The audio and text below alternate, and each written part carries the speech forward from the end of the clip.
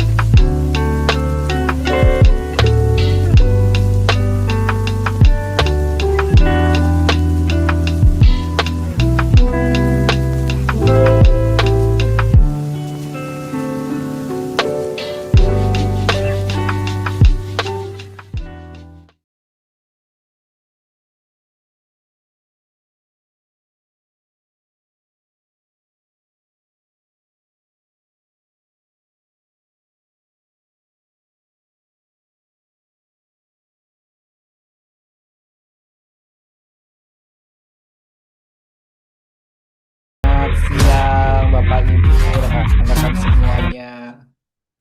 Oke, suara saya terdengar dengan jelas. Mungkin kita cek-cek dulu ya.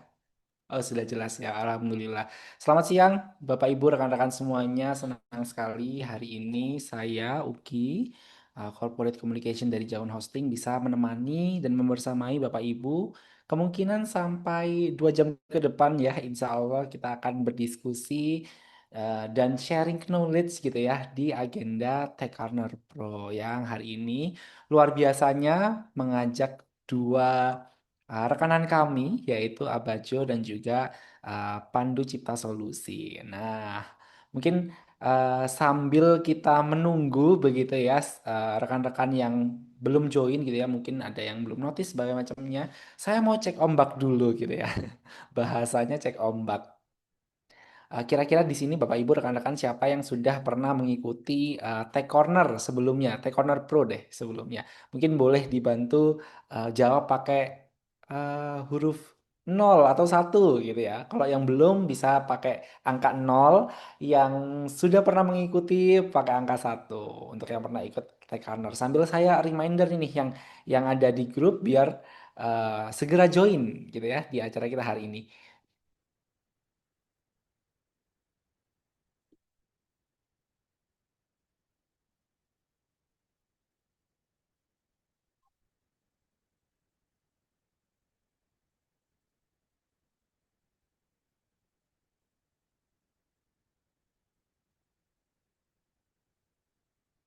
Oke, kita coba cek. Wah, ternyata banyak yang belum pernah ikut ya, baru pertama kali mengikuti agenda Tech Corner. Tapi alhamdulillahnya juga ada yang sudah pernah ya, kayak uh, Pak Abdul Ghafur, Pak Wisnu, Pak Denny, Pak Immanuel. Wah, saya ini sering nih melihat nama Pak Immanuel nih di acara Tech Corner.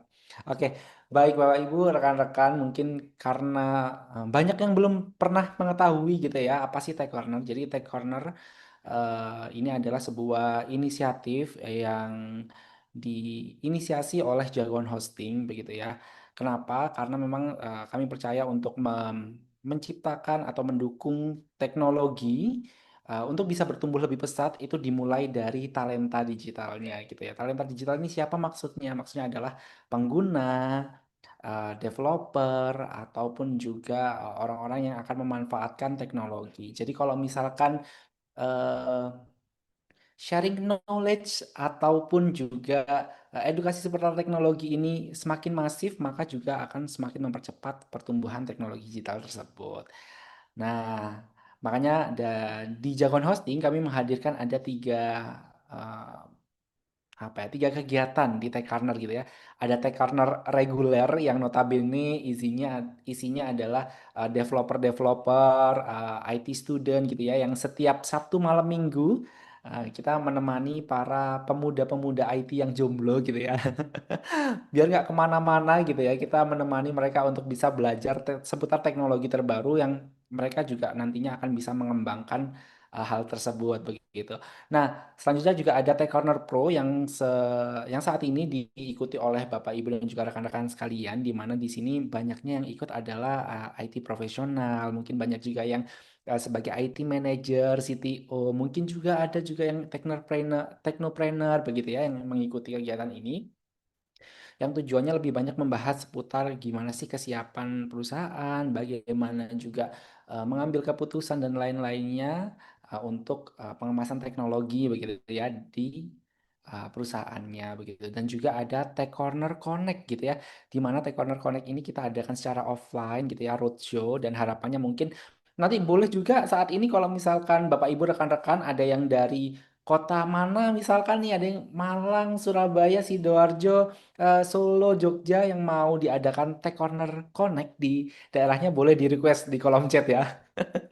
Nanti kita akan bertemu biasanya lebih banyak untuk bahas, sharing, dan ya sama seperti saat ini, tapi lebih enaknya karena bisa berjejaring apa namanya bersama peserta yang lain gitu ya. Jadi bisa dapat koneksi lah istilahnya seperti itu. Nah, Bapak dan Ibu, hari ini kami senang sekali bisa didukung oleh dua rekanan kami yang luar biasa. Yang pertama tentunya sebagai penyelenggara gitu ya, Jagoan Hosting sebagai penyedia layanan infrastruktur server gitu ya untuk banyak kepentingan. Salah satunya mungkin ERP yang hari ini akan kita bahas. Ada juga PT Pandu Cipta Solusi untuk konsultan ya perancangan dan penguatan fundamental IT perusahaan gitu ya buat sebelum Bapak Ibu untuk nanti misalkan kayak mau mengimplementasikan ERP tapi masih bingung seperti apa, bisa dikonsultasikan. Atau juga ada Abajur rekanan kami juga yang bisa membantu perusahaan untuk setup dan menyesuaikan kebutuhan ERP sesuai dengan flow kerjanya, dan juga bahkan sampai training ke karyawan dan perusahaan jadi semakin ready. Nah, amazingnya Bapak dan Ibu, luar biasa, hari ini kita akan ditemani oleh Insinyur Bambang. Beliau ini adalah direktur dari PT Pandu Cipta Solusi yang saya kaget, amazed, dan matur nuwun banget gitu ya. Beliau ini mau hadir di Tech Corner gitu ya untuk bisa sharing ke kita-kita semua gitu ya. Pengalaman-pengalaman beliau seputar banyak hal gitu ya. Karena beliau ini mungkin saya sedikit spill gitu ya, punya pengalaman yang sangat luas dalam pengembangan sistem informasi. Beliau juga sering membantu perusahaan-perusahaan untuk membangun fondasi tata kelola IT yang ciamik gitu ya, yang padat, solid gitu ya fondasinya. Terutama juga sebelum mengimplementasikan sistem enterprise mungkin seperti ERP yang akan kita bahas apa namanya siang hari ini, dan beliau sangat ahli di banyak hal ya, terutama di IT Master Plan, Enterprise Architecture, IT Governance gitu ya, IT Audit, Risk Management, terus Information Security, IT Project Management, dan masih banyak lagi.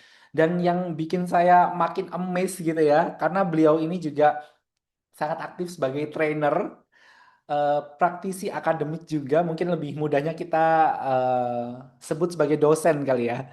Seperti itu. Juga memiliki segudang sertifikasi kompetensi dari BNSP seperti asesor kompetensi, begitu. Terus juga enterprise arsitektur, IT audit, sistem analis, dan IT network designer. Nah, dari segudang pengalaman beliau terbayangkan sibuknya seperti apa ada presensi ya nanti ya kita akan share.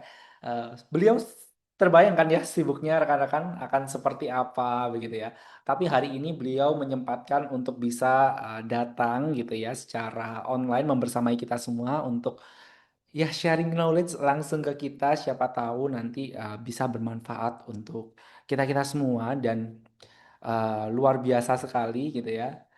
Nah mungkin karena sama-sama tidak sabar gitu ya, kita nanti mungkin akan setelah ini kita mungkin langsung akan sapa beliau, panggil beliau, dan mungkin tanya ya kira-kira apa aja sih yang akan dipelajari sebelum kita masuk ke sesinya beliau. Mungkin izin saya untuk bisa menyapa terlebih dahulu. Selamat siang, Pak Bambang. Ya, selamat siang Mas Uki. Assalamualaikum warahmatullahi wabarakatuh. Bapak Ibu semua yang hadir. Waalaikumsalam. Bagaimana Pak Bambang, sehat? Alhamdulillah, berkat doa Alhamdulillah kita semua sehat. kita bisa kumpul bareng di semuanya di sini.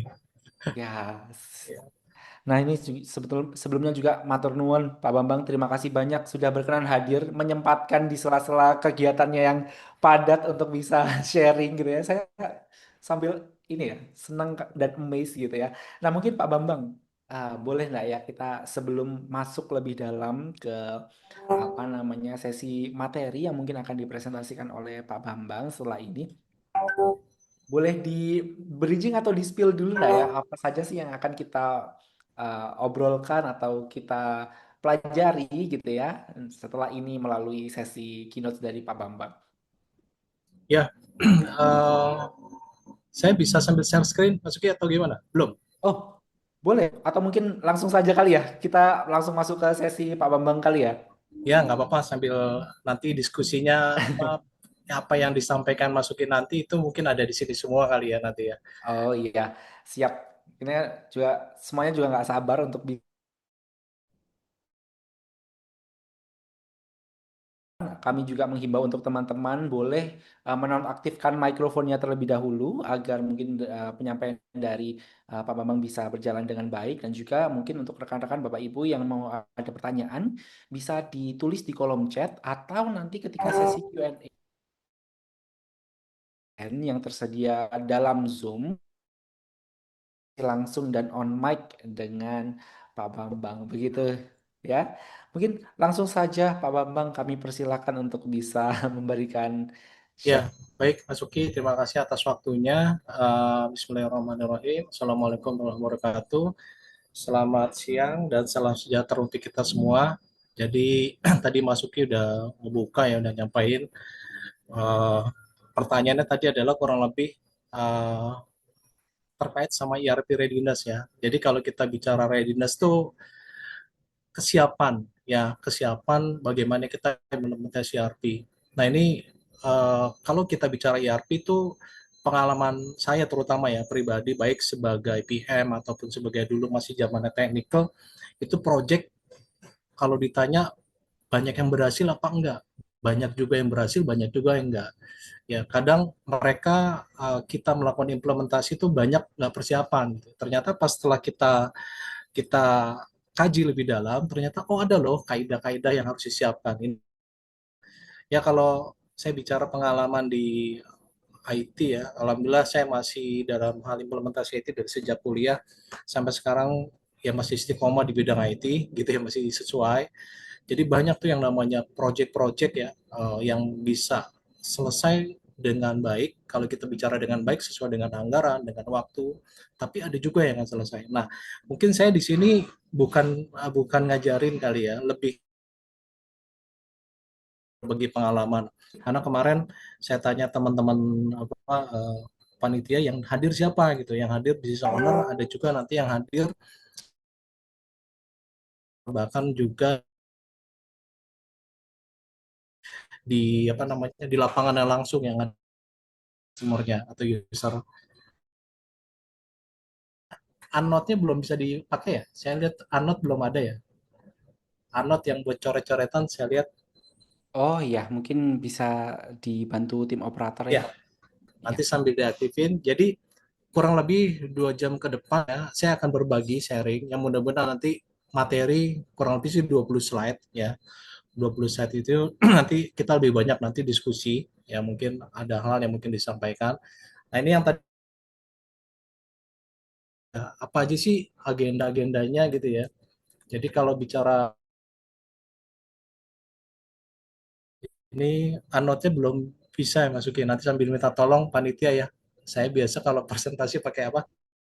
Karena biasanya kalau hanya kursor aja kadang apa agak kurang ya. Biasanya sama kalau mungkin yang sempat ngalamin zaman dulu, zaman Pak Tino Sidin tuh. Di sini ada yang sempat ngalamin nggak ya? Oh, Pak Tino Sidin tuh dulu kalau acara-acara hari Minggu gitu ya, gambar itu pokoknya gambar bagus apapun, mau jelek mau bagus dibilang bagus gitu ya. Oke, ya ada 13 agenda yang akan saya sampaikan, mulai dari konsep ERP, seperti apa, mungkin saya pikir rekan-rekan yang hadir di sini mungkin sudah mengetahui, tapi nanti kita akan flashback sedikit. Nah, ini yang nanti kita lihat.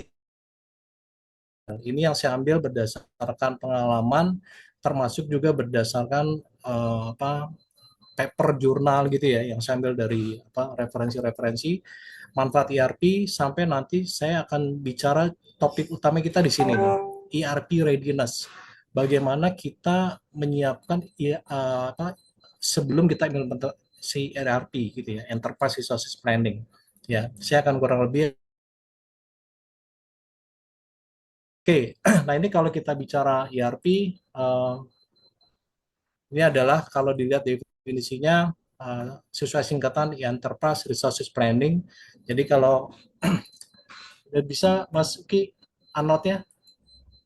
Ya, mohon ditunggu ya Pak. Ini mungkin dari tim operator sedang membantu setup kan. Mungkin sambil dilanjut terlebih. Oh iya, nanti kalau sudah dikabari Mas ya, Ya, siap. biar Nanti nanti. saya mengabari Pak. Baik. Jadi kalau kita bicara ERP itu adalah sistem atau aplikasi yang terintegrasi ya, yang terintegrasi di mana end to end atau dari ujung-ujungnya customer, dari vendor ataupun kita sebagai di perusahaan, yang mulai kalau dari awal misalkan dari marketing sampai ujungnya itu adalah di finance accounting, itu semuanya nanti terintegrasi. Ada kalau kita bicara manufacturer ada PPIC, ada produksi, dan ujungnya adalah biasanya kalau di perusahaan tuh ujungnya finance ya, keuangan.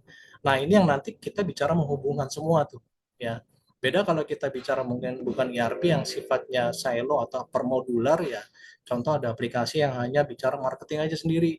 Ada aplikasi yang berhubungan dengan finance. Nah, ini untuk kendalanya pada saat kalau kita bicara bukan ERP, ini adalah aplikasi yang nanti secara data ini keluaran data di sini akan dientry ulang di sini ya. Nah, itu yang kalau kita nanti membedakan salah satunya. Nah, salah satu juga kalau kita bicara ERP ini ada real time. Yang real time itu data yang masuk hari ini ya pada saat atau saat ini, detik ini ya keluar saat itu juga gitu ya. Sampai nanti kelihatan secara langsung. Dalam bentuk biasanya kalau manajemen suka bicara namanya dashboard ya. Dashboard tuh visual-visual ya, grafis. Nah, kalau kita bicara tujuan utama ERP yang coba kita lihat ya ada beberapa hal ya. Mulai dari kita bisa meningkatkan efektivitas efisiensi operasional. Kalau kita bicara efisiensi itu kita bicara dua. Biasanya bicara waktu dan biaya. Terus juga kita bisa membantu integrasi data. Jadi data-data yang sifatnya misalkan parsial, terpisah-pisah gitu ya. Data finance, data marketing, data produksi dan seterusnya. Nah, itu nanti dengan adanya konsep ERP itu nanti bisa diintegrasikan ya datanya. Terus juga bisa menyediakan informasi real time, transparansi. Nah, ini yang penting ya, transparansi ini terutama kalau kita bicara nanti audit nih. Ya kebetulan saya juga basisnya juga di audit. Itu kalau kita bicara ERP datanya enak tuh pada saat si auditor melihat data-data yang berhubungan apakah data keluaran dari proses 1 ke proses 2 ini memang data-datanya bisa dipercaya atau keluarannya ya. Apakah misalkan terjadi indikasi fraud atau apa enggak gitu ya. Nanti bisa kelihatan. Kenapa? Karena kalau kita bicara ERP, kita bicara mengacu pada prinsip transparansi, ya transparan ya. Termasuk juga, nah ini yang penting adalah mendukung pengambilan keputusan strategis. Ini kalau saya coba ambil gambar di slide ini ada beberapa brand ya yang mungkin rekan-rekan semua sudah familiar ya, familiar merek-merek ERP yang ada di pasaran gitu ya. Nah, kalau kita bicara mengenai ERP sendiri, itu kita bicara sebelum dan sesudah ya. Di sini kita bicara sebelum dan sesudah. Belum ya, belum ada anot. Sebelum ini kalau dilihat datanya itu tadi ya terpisah-pisah atau silo-silo ya, datanya terpisah.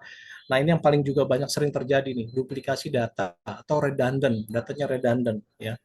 Jadi data bagian A dengan bagian B itu sama-sama ngeluarin data yang sama. Nah, pertanyaannya adalah siapa data yang bisa dipercaya gitu ya.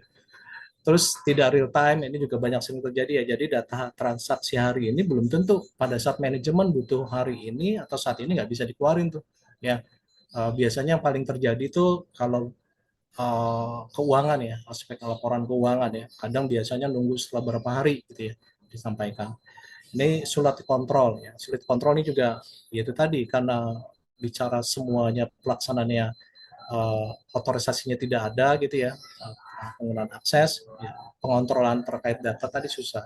Nah ini kalau kita bicara sesudah ERP, single source of truth, jadi sumbernya tuh ya bisa dipercaya gitu ya, karena tadi semuanya sudah terintegrasi. Ada integrasi antar divisi, tadi sudah clear ya, antar bagian-bagian itu nanti bisa terintegrasi semua. Real time reporting, jadi apa yang dientrikan hari ini atau saat ini, saya mau lihat laporannya keluar saat itu juga gitu ya.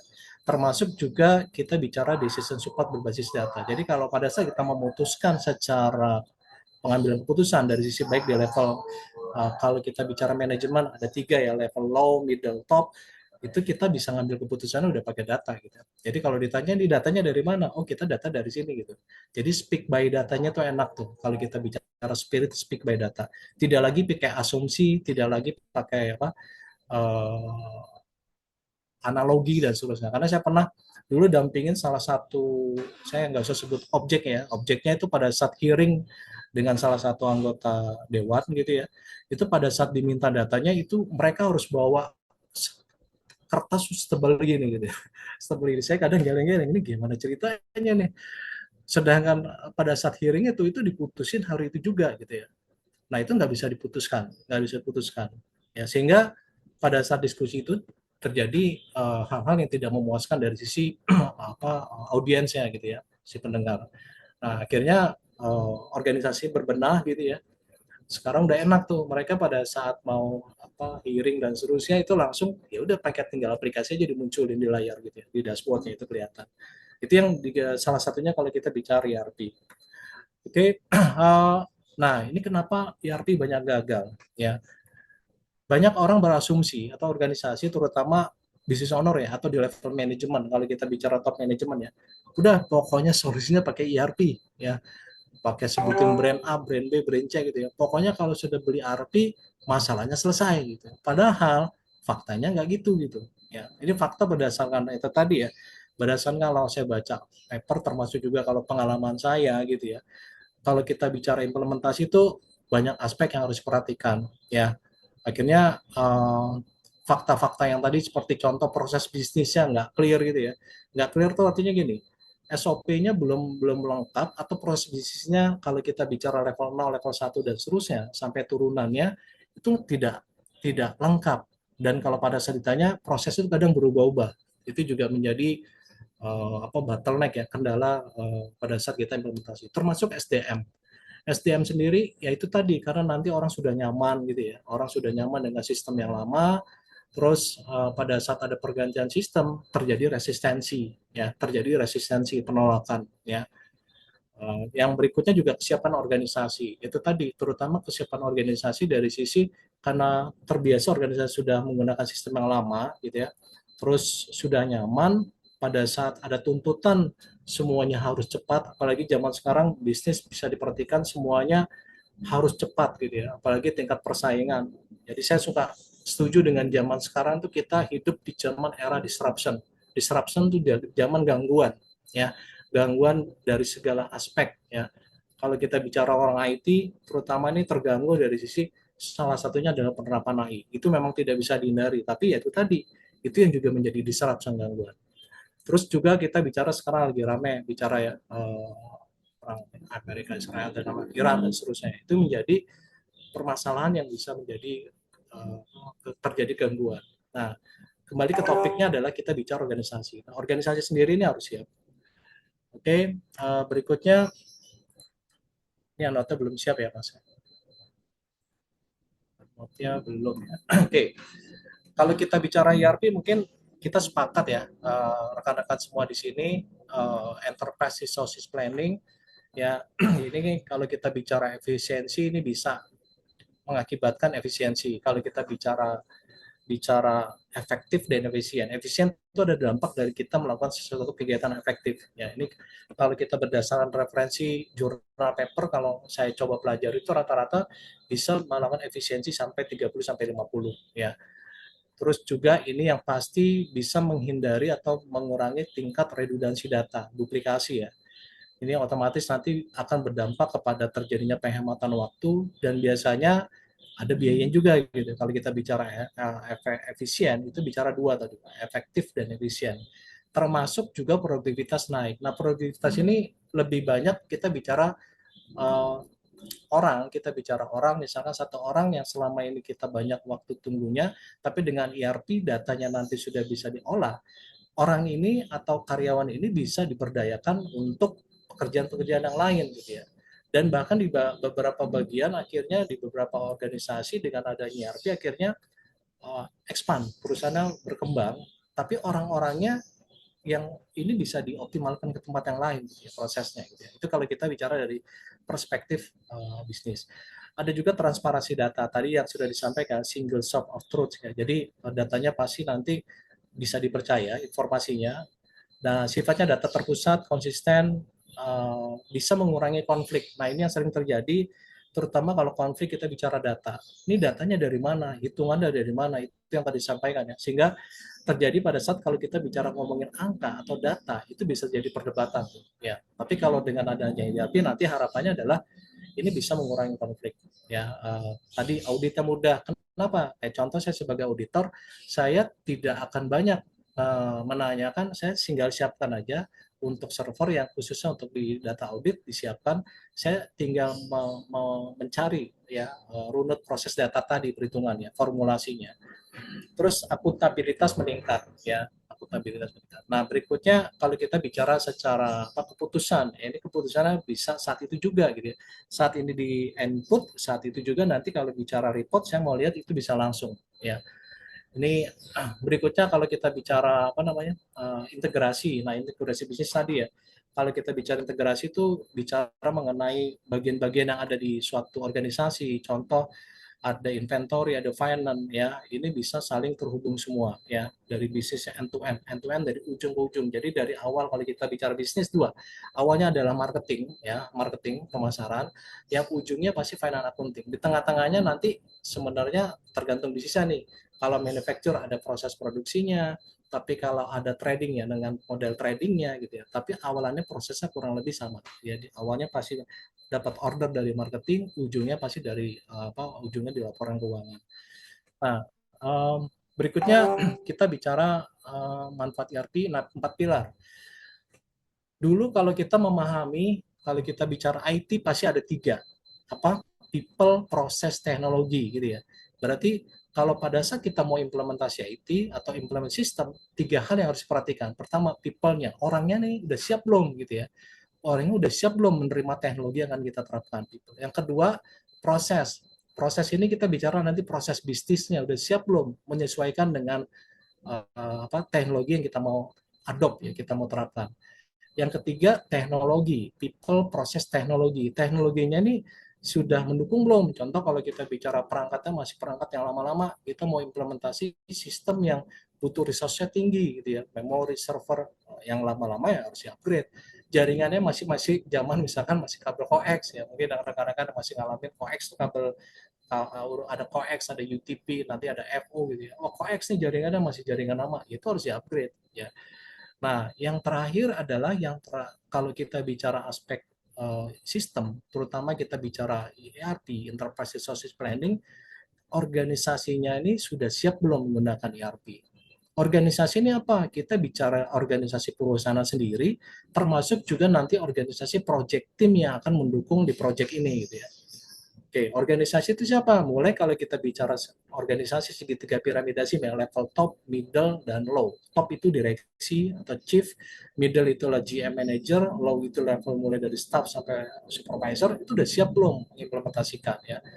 Nah, yang kedua, yang pasti adalah organisasi project. Nah, ini yang banyak kejadian juga. Saya dulu pada saat pada saat persiapan, kita sebelum bikin project implementasi ERP, kita membentuk yang namanya business proses atau bikin namanya TFT, Task Force Team. Jadi kita bikin gugus kendali tim, yang berbagi dari bagian-bagian finance, accounting, semua unit kita kumpulin. Ya, kita kumpulin dan kita rubah mindset mereka. Mereka orang-orang bisnis yang terlibat di bagian masing-masing, kita rubah bahasa saya, rubah dari training training IT for non IT gitu ya. Jadi training IT tapi untuk orang non IT. Apa? Ya training banyak ya. Ini saya nggak bisa coret-coret ya. Sebenarnya lebih enak saya tadi pakai Anot coret-coret di layar gitu ya. Tapi karena Anotnya ini belum siap ya, saya mungkin panitia bisa Ya, operator bisa dibantu. eh, Pak Bambang, mohon maaf, Ya, sebenarnya sudah diinformasikan oleh apa namanya tim operator kami melalui chat, Pak sudah aktif. Mungkin kalau oh, berkenan sudah. untuk share ulang, karena sepertinya tadi belum ini ya.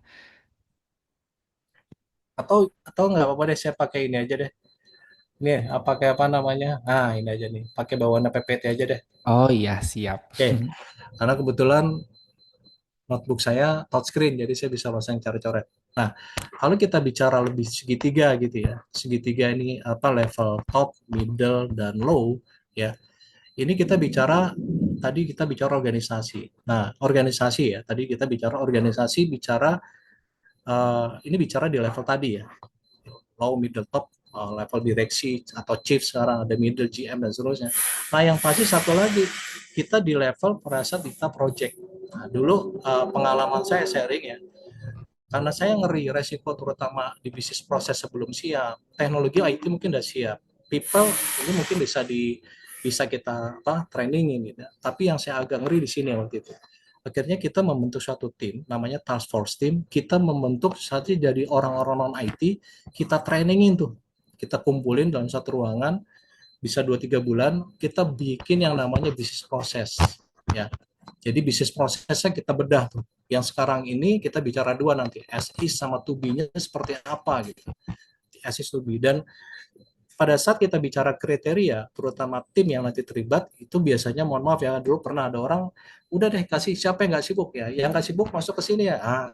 Itu yang jadi kendala juga. Ternyata salah satu nanti tim yang terlibat itu biasanya kita minta syarat yang namanya orangnya biasanya visionary. Visionary itu apa? Bisa melihat ke depan. ya karena dia harus memotret bisnis yang ada di dia gitu. Contoh saya bagian akunting, saya akan melihat esis yang di akunting saya seperti apa, terus mimpi saya, akuntansi saya, akunting saya nanti seperti apa. Saya ngelihat punya nggak kelemahan sistem di akunting saya. Nah itu saya tuangkan di sini. Nanti semuanya dikumpulin nih, orang marketing, orang finance, orang apa produksi dan sudah kumpul satu bareng. Kita ajarin konsep bisnis proses yang mungkin bagi teman-teman orang non IT sesuatu yang baru gitu ya.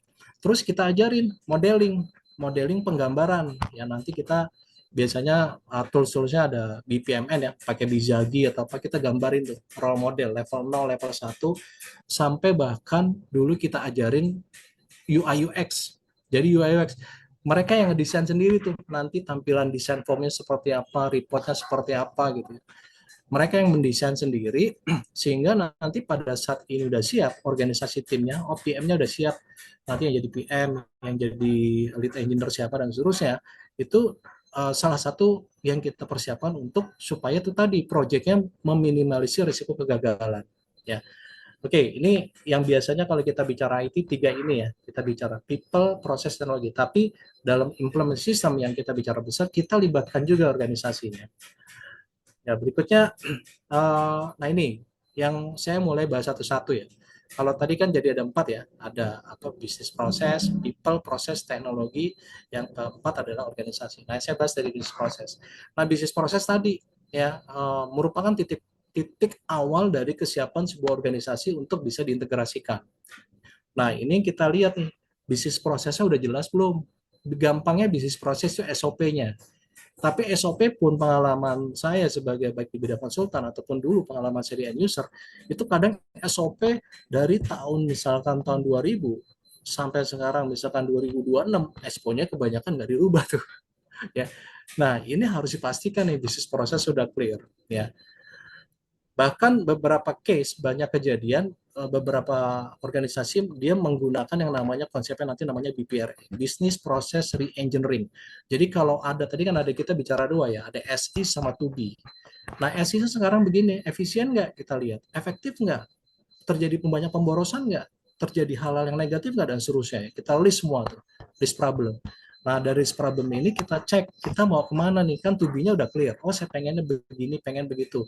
Oke, dengan adanya begini, berarti proses-proses yang ada bisa jadi kita rubah. Nah, ini yang biasanya nanti kalau di dalam konsep bisnis proses, namanya business process reengineering. Proses yang dulunya ada 7 tahapan, dengan ada BPRE, oh ini jadi cuma 3 step nih. Kenapa? Karena nanti di sini udah pakai IT nih. Ya, 1, 2, 3, 4, 5. Oh ini nanti nggak ada nih, nanti nggak ada nih. Nanti kita pakai aplikasi nih. Nah, itu dipangkas tuh. Itu bisa dimungkinkan dalam proses bisnis proses. Ya. Terus workflow-nya, ya tahapannya udah sesuai belum? Sudah terdokumentasi dengan baik belum? Nah, yang penting adalah ini terstandarisasi nggak? Ada SOP-nya nggak? Ada dokumentasi nggak? Form report. Nah, ini yang wajib kita pastikan ya. Wajib kita pastikan ini untuk ready ya. Ini beberapa tools tadi ya yang sampaikan, nanti kita ada SIS2B akan menghasilkan sebuah gap analysis. Nah, resiko jika kalau tidak siap, ini ERP tidak sesuai proses. Makanya nggak heran banyak kejadian, di pengalaman juga, pada saat udah ditampilin sama tahapan UAT, user acceptance test, user bilang ini nggak begini nih, ini nggak begitu tuh, ini nggak begini nih, ini nggak begitu. Lah, terus kemarin gimana? Itu yang jadi pertanyaan-pertanyaan. Banyak custom, nah ini juga sehingga menjadi biaya mahal. Mungkin bahkan bukan hanya biaya, pengalaman-pengalaman mungkin Bapak Ibu semua ya, rekan-rekan, bisa jadi malah banyak custom akhirnya proyeknya nggak selesai tuh. Jadi never ending project ya. Makanya nanti dalam hal project, terutama dari sisi project management, ini harus mengclearkan bahwa ini step sampai sini dulu nih ya. Kecuali itu memang misalkan memandatori wajib. Nah, itu yang nanti harus didiskusikan. Karena pasti kalau kita bicara nanti perubahan-perubahan, itu yang pasti berdampak kepada bicara timeline, waktu, biaya, dan seterusnya. Nah, ini yang paling ekstrim ya, implementasi pasti gagal. Nah, berikutnya kalau kita bicara teknologi, yang step yang kedua ya, tahapan kedua, pilaran kedua itu teknologi. Teknologi ini kita bicara mengenai bicara infrastruktur ya, bicara teknologi. Bicara apa? Bicara servernya sama storage-nya udah siap belum? Ya, networknya ya tadi sampaikan. Networknya selama ini kalau kita bicara antar bagian atau antar gedung gitu ya, selama ini misalkan ini pakainya misalkan pakai UTP Cat 5 atau Cat 6. Oh nanti ini datanya banyak nih yang dikirim, terus usernya banyak, ini kita ganti tarif by TFO. Jadi network juga harus disiapkan. Security, sistemnya sudah handal belum, sudah aman belum, ya. Terutama yang nanti bicara nanti perangkat server, termasuk juga timnya yang dijagain sudah ada belum, gitu ya, tim IT-nya. Terus arsitektur datanya, nah ini arsitektur data yang digunakan sudah standar belum. Nah biasanya uh, dalam hal implementasi biasanya data ini nanti di apa namanya normalisasi nih, data-data mana aja yang kira-kira akan masuk ke dalam ini, dan dibikin biasanya lebih enak. Nanti ada namanya katalog data, lebih enak ya, lebih enak tuh artinya um, lebih mudah nanti dalam hal mengimplementasi. Kalau kita bicara kalau di Indonesia namanya SDI ya, satu data Indonesia. Jadi kalau kita ngomongin data Kemenkes, data kesehatan, datanya satu, hanya di Kementerian Kesehatan gitu ya. Data misalkan keuangan, datanya satu, adanya hanya di apa, Kementerian Keuangan dan seterusnya. Kalau kita bicara itu. Nah resikonya kalau misalkan infrastruktur itu nggak siap, resikonya ini juga banyak nih. Servernya down pada saat transaksi. Jadi karena udah deh pakai server yang ada aja, existing cukup kok. Nah, tiba-tiba pada saat overload, datanya semuanya transaksi berbarengan semua, ya, terutama biasanya cut off ya, mau di akhir-akhir bulan tuh, itu langsung lemot.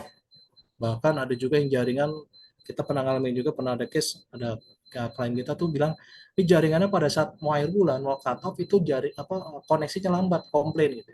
Pas usut punya usut, sebenarnya bukan fibernya juga, bukan koneksinya gitu ya. Tapi ternyata infrastrukturnya, ya ibaratnya memori masalahnya. Memorinya pada saat dia resource-nya pemakaian tinggi, otomatis mungkin karena sudah familiar sama RAM ya, RAM-nya tuh di atas 80% gitu ya. Dan itu yang peak, itu yang akhirnya pengolahan datanya juga menjadi lambat. Network lambat, data breach, kebocoran data. Itu yang menjadi kalau kita bicara dari sisi aspek teknologi. Kalau kita bicara people, bicara orang, ya orang ini juga menjadi faktor kegagalan yang paling utama juga ya.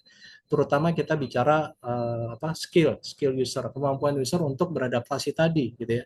Skill user dalam hal nanti mengoperate sistem baru, mindset. Nah ini pola pikir gitu ya, pola pikir. Oh dengan ERP nanti saya harusnya lebih mudah gitu ya, harusnya gitu. Tapi banyak kejadian. Nah ini sekedar sharing ya pengalaman kita dulu pada saat implementasi ERP, kok proyeknya tuh dianggap gagal, fail. Pasti dianggap fail, usut punya usut, uh, di laporan keuangannya nggak sesuai gitu ya. Akhirnya user lebih suka menggunakan implementasi sistem yang lama. Yang lama juga sudah aplikasi juga gitu ya, sudah semi ERP lah gitu ya.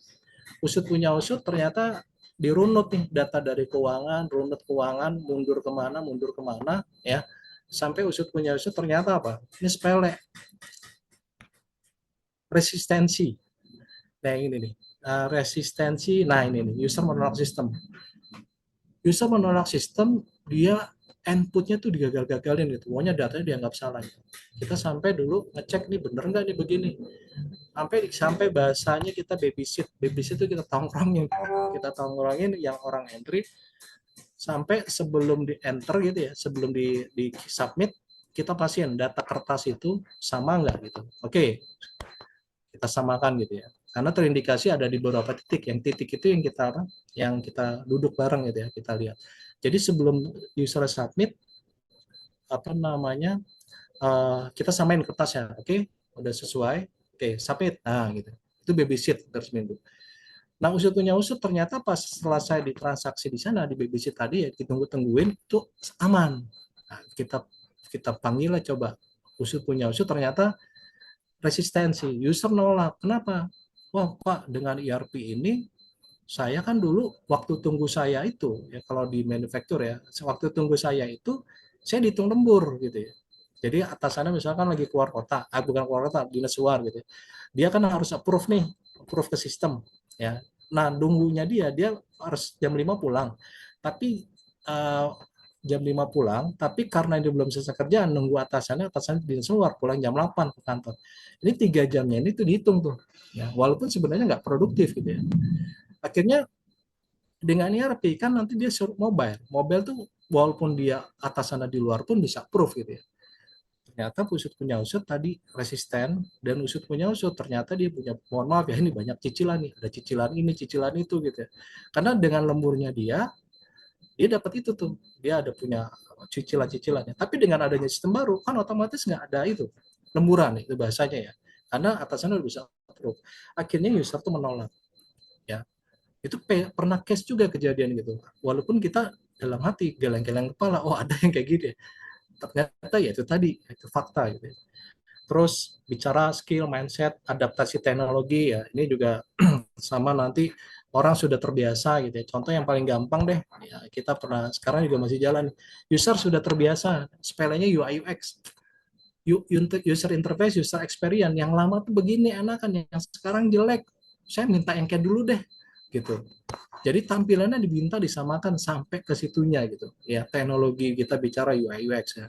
Jadi ini buat pelajaran juga nih khusus orang IT ini. UI UX bagi user itu juga sesuatu yang penting gitu ya. Karena udah terbiasa. Training ini karena training. Nah, banyak model pendekatan yang digunakan untuk menyiasati ini. Change management namanya, ada ADKAR. ADKAR itu suatu konsep pendekatan framework untuk change management. Jadi awareness. Awareness itu apa? Orang yang sebelum kita berubah itu di aware dulu, disadarin dulu ya, biasanya bikin campaigns gitu ya, campaign pakai flyer, brosur, pakai spanduk, bahkan kalau dulu PC-nya atau komputernya itu pada saat login dia langsung wallpaper sama kita implementasi sistem ERP bla bla bla gitu ya. Jadi mereka udah tahu, udah aware gitu ya. Nah, desire tuh tahapan di mana user tuh keinginan, oh iya ya, saya pengen coba deh melakukan perubahan gitu ya. Coba. Jadi hasratnya tumbuh dulu, hasrat keinginan untuk menggunakan sistem. Baru knowledge itu kasih pengetahuannya dengan cara apa? Kasih training. Jadi orang sudah mau berubah, udah aware, sudah peduli, pengen berubah, kasih tuh apa? Pengetahuan, kasih training ya. Training jangan hanya kelas offline, bikin video tutorialnya. Jadi pada saat training offline selesai dia bisa nonton di portal gitar ya. Nah, setelah knowledge, harusnya dia ability, punya kemampuan untuk bisa beradaptasi tadi. Nah, yang terakhir ada namanya reinforcement. Nah, ini jangan lupa, setelah selesai reinforcement itu dilakukan lagi gitu ya. Kadang udah 1 tahun, udah deh kita selesai. Jangan, pergantian karyawan, mutasi karyawan itu kan yang menggunakan sistem bisa berubah-ubah. Makanya ini dilakukan lagi, reinforcement lagi, tahapan lagi gitu ya, di aware dan seterusnya. Sehingga harapannya people itu siap untuk bisa melakukan adaptasi dan bisa melakukan ready untuk implementasi ERP. Nah, yang berikutnya adalah organisasi. Nah, ini organisasi terutama tadi yang sudah disampaikan ya, kita bicara komitmen dari top manajemen. Ya.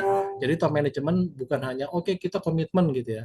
Ada beberapa case selain komitmen penyataan, tapi dia juga datang tuh kalau setiap project atau ada tim, ada meeting, dia ikut tuh ngeliatin progres. Itu bagian dari komitmen. Visi misi strateginya tuh udah clear ya, termasuk juga governance. Nah, ini yang tadi saya sampaikan, project manajemennya ya harus clear, timnya juga baik tim internal, kalau di konsultan ada tim konsultan, tim internal juga harus siap ya.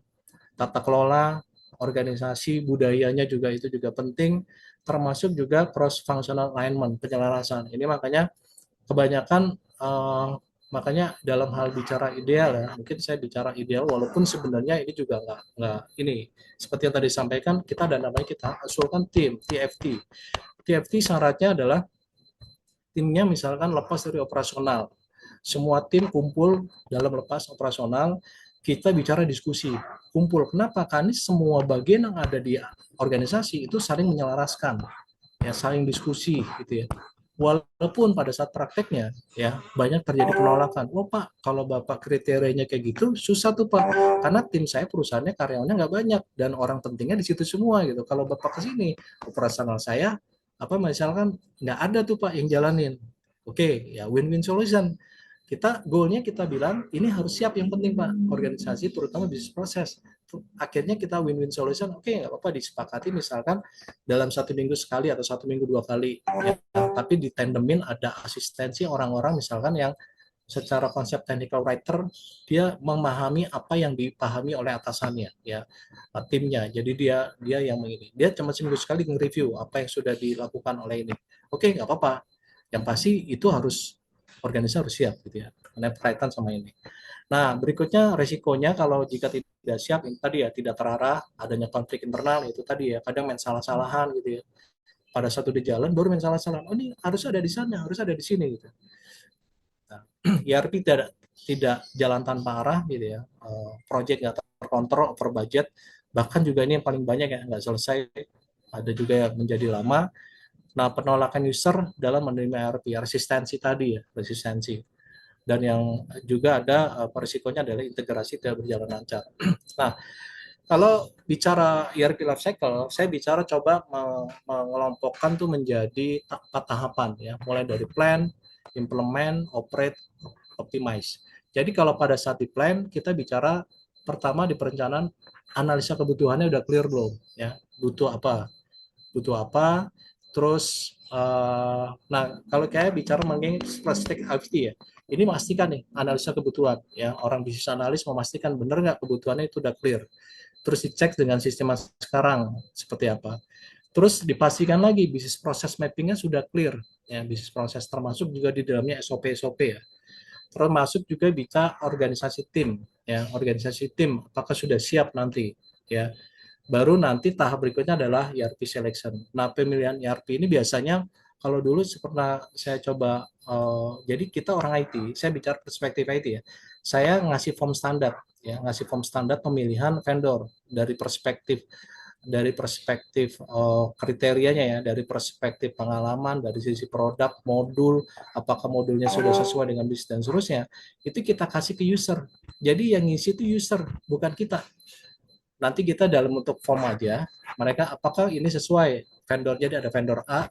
Jadi kalau mungkin kalau rekan-rekan orang IT pakai kayak model tabel ini ya, tabel keputusan ya, ada SS ya, ABC, nanti di ranking deh kriteria-kriterianya, dia nilai bobot 1 sampai 5 ya, 1 2 3 4 5, sehingga nanti dibobotin. Oh, cocoknya nanti vendornya vendor A, vendor B. Ini sebagai bentuk objektivitas pada saat kita pemilihan vendor. Nah, setelah selesai di plan, tahap berikutnya kita implement. Nah, implement itu biasanya di paralel nih, orang infrastruktur, oke, kita instalasi server ya, konfigurasi sistem. Nah, sambil nanti mau memigrasi data. Data ya biasanya kita data yang lama, kita normalisasi tuh. Kadang kan ada data tuh, ada data-data yang kadang belum normal ya. Normal tuh pengertian data itu masih isinya, kalau satu data itu ada nama, alamat, lengkap semua. Padahal kita butuh hanya nama, alamat, misalkan tempat tanggal lahir. Ya udah yang ini kita filter, kita nggak masukin. Ini karena mau dimasukin ke migrasi. Jadi dalam filter yang lama nanti kita masukin yang baru dengan kriteria yang kita sudah sepakati. Ini yang nanti dimasukin. Ya. Baru setelah itu kita testing dan validasi ya. Ini termasuk di dalamnya development-nya ya, development sistemnya, konfigurasi sistem hardware, software sistemnya, testing, validasi, dicek, baru nanti setelah selesai kita lakukan key user training. Nah, training pun biasanya nanti dibagi dua nih, ada KUT, ada EUT. Ya, KUT itu key user training. Jadi perwakilan dari masing-masing departemen itu kita trainingin. Misalkan kita sebagai tim konsultan ya dari eksternal atau tim IT melakukan training kepada key usernya. Finance siapa, si A, si B, bagian akunting B. Nah, nanti key user itu yang ditrainingin, setelah itu dia melakukan training lagi kepada end user. Yang training idealnya jangan kita. Maksudnya kita tuh siapa? Baik orang itu atau konsultan. Kenapa? Karena biar mereka bisa memberikan knowledge-nya, berbagi gitu ya. Berbagi. Jadi pada saat indikasi ke sini harusnya nanti ini kalau kita bicara nanti konsep IT sebenarnya ini bagian dari layer satunya gitu. Jadi kalau ada problem yang user ini ke sini dulu ya. Jadi nggak langsung ke daerah ke IT atau langsung ke konsultan, tapi kita adopt dulu dari filter gitu ya. Nah, baru setelah kita bicara implement, kita bicara operate ya. Setelah implementasi termasuk di sini design development ya. Design development termasuk di sini nanti kita bicara deployment. Nah, di sini operate. Nah, operate tuh ya udah go live ya, go live, kita monitoring performa sistem ya. Nah, biasanya performa sistem itu kita cek berdasarkan hardware, infrastruktur dan seterusnya ya. Nah, termasuk juga kita bicara kalau ada bug-bug fixing tuh di sini nih. Nah, kalau di sini tahap berikutnya adalah optimize. Optimize itu biasanya kalau ada penambahan modul gitu ya, fiturnya gitu ya, penambahan feature, termasuk juga kalau misalkan fine tuning sistemnya kayaknya nih agak berat nih database-nya, misalkan server database-nya, dicek lagi apakah masalahnya di memorinya kah, di network itu di fine tuning lagi ya. Baru supporting itu kalau ada problem ya udah Nah, siklusnya itu akan berulang seperti itu. Berikutnya, nah ini metodologi. Nah, ada beberapa pendekatan metodologi, ada yang konsepnya Big Bang. Ya. Big Bang itu artinya sistem lama nggak dipakai, cut off, kita masuk sistem baru. Ya. Oke, ini saya coba buatin tabelnya dalam satu collab sekaligus. Biasanya semua modul ERP itu langsung menggantikan sistem lama. Nah, kelebihannya biasanya lebih cepat, tidak ada duplikasi sistem, tapi ada risikonya. Yaitu apa? Kalau itu gagal sistemnya, itu bisa mengganggu seluruh aktivitas. Nah, biasanya ini cocok pada organisasi kecil hingga menengah. Ya, berikutnya ada fase sistem. Fase sistem itu adalah sistem yang bertahap. Ini sistem lama, ya, ini sistem yang baru, new ya. Jadi bertahap itu misalkan, oke, kita bagian finance dulu, gitu ya. Modul finance sini, nanti setelah itu HR, baru inventory gitu ya, kalau setelah berhasil. Resikonya, kelebihannya adalah resikonya lebih rendah, yang mudah dikontrol, kekurangannya waktu implementasi lebih lama ya. Terus biasanya ini bisa diterapkan di organisasi besar dengan proses bisnis yang kompleks. Ada paralel, nah ini paralel sistem lamanya jalan gitu ya, sistem barunya juga mulai jalan gitu ya. Ya, nah ini biasanya kalau kita bicara kelebihan resiko kegagalan kecil. Kenapa? Karena kalau ini gagal, ini datanya nih ada error nih, udah cek aja gitu ya. Data yang lama menggunakan sistem lama sesuai belum? Nanti bisa dicekkan itu, cocokan. Kekurangan biayanya tinggi, kenapa? Karena itu tadi paralel ya. Nah, biasanya nih seperti industri perbankan itu cocok nih untuk sistem-sistem yang konsepnya paralel karena nggak berani sistem lamanya dilepas gitu ya. Ada juga sistemnya project pilot ya. Project pilot tuh biasanya diuji coba pada saat satu bagian aja deh ya. Project pilot ya pada satu divisi sehingga pada saat kelebihannya kita bicara mengidentifikasi masalahnya itu bisa kelihatan tuh lebih awal gitu ya. Ya, kalau misalkan yang cabangnya banyak anak-anak perusahaan ya, yaudah kita project pilotnya di sini ya, di cabang-cabang ada di Kota Bandung dan sini. Ini proyeknya misalkan ada di Bandung. Nah nanti kalau ini berhasil ya, ini sistem yang akan diadop ke tempat yang lain, ke tempat-tempat yang lain. Oke, itu kita bicara metode ya, metode.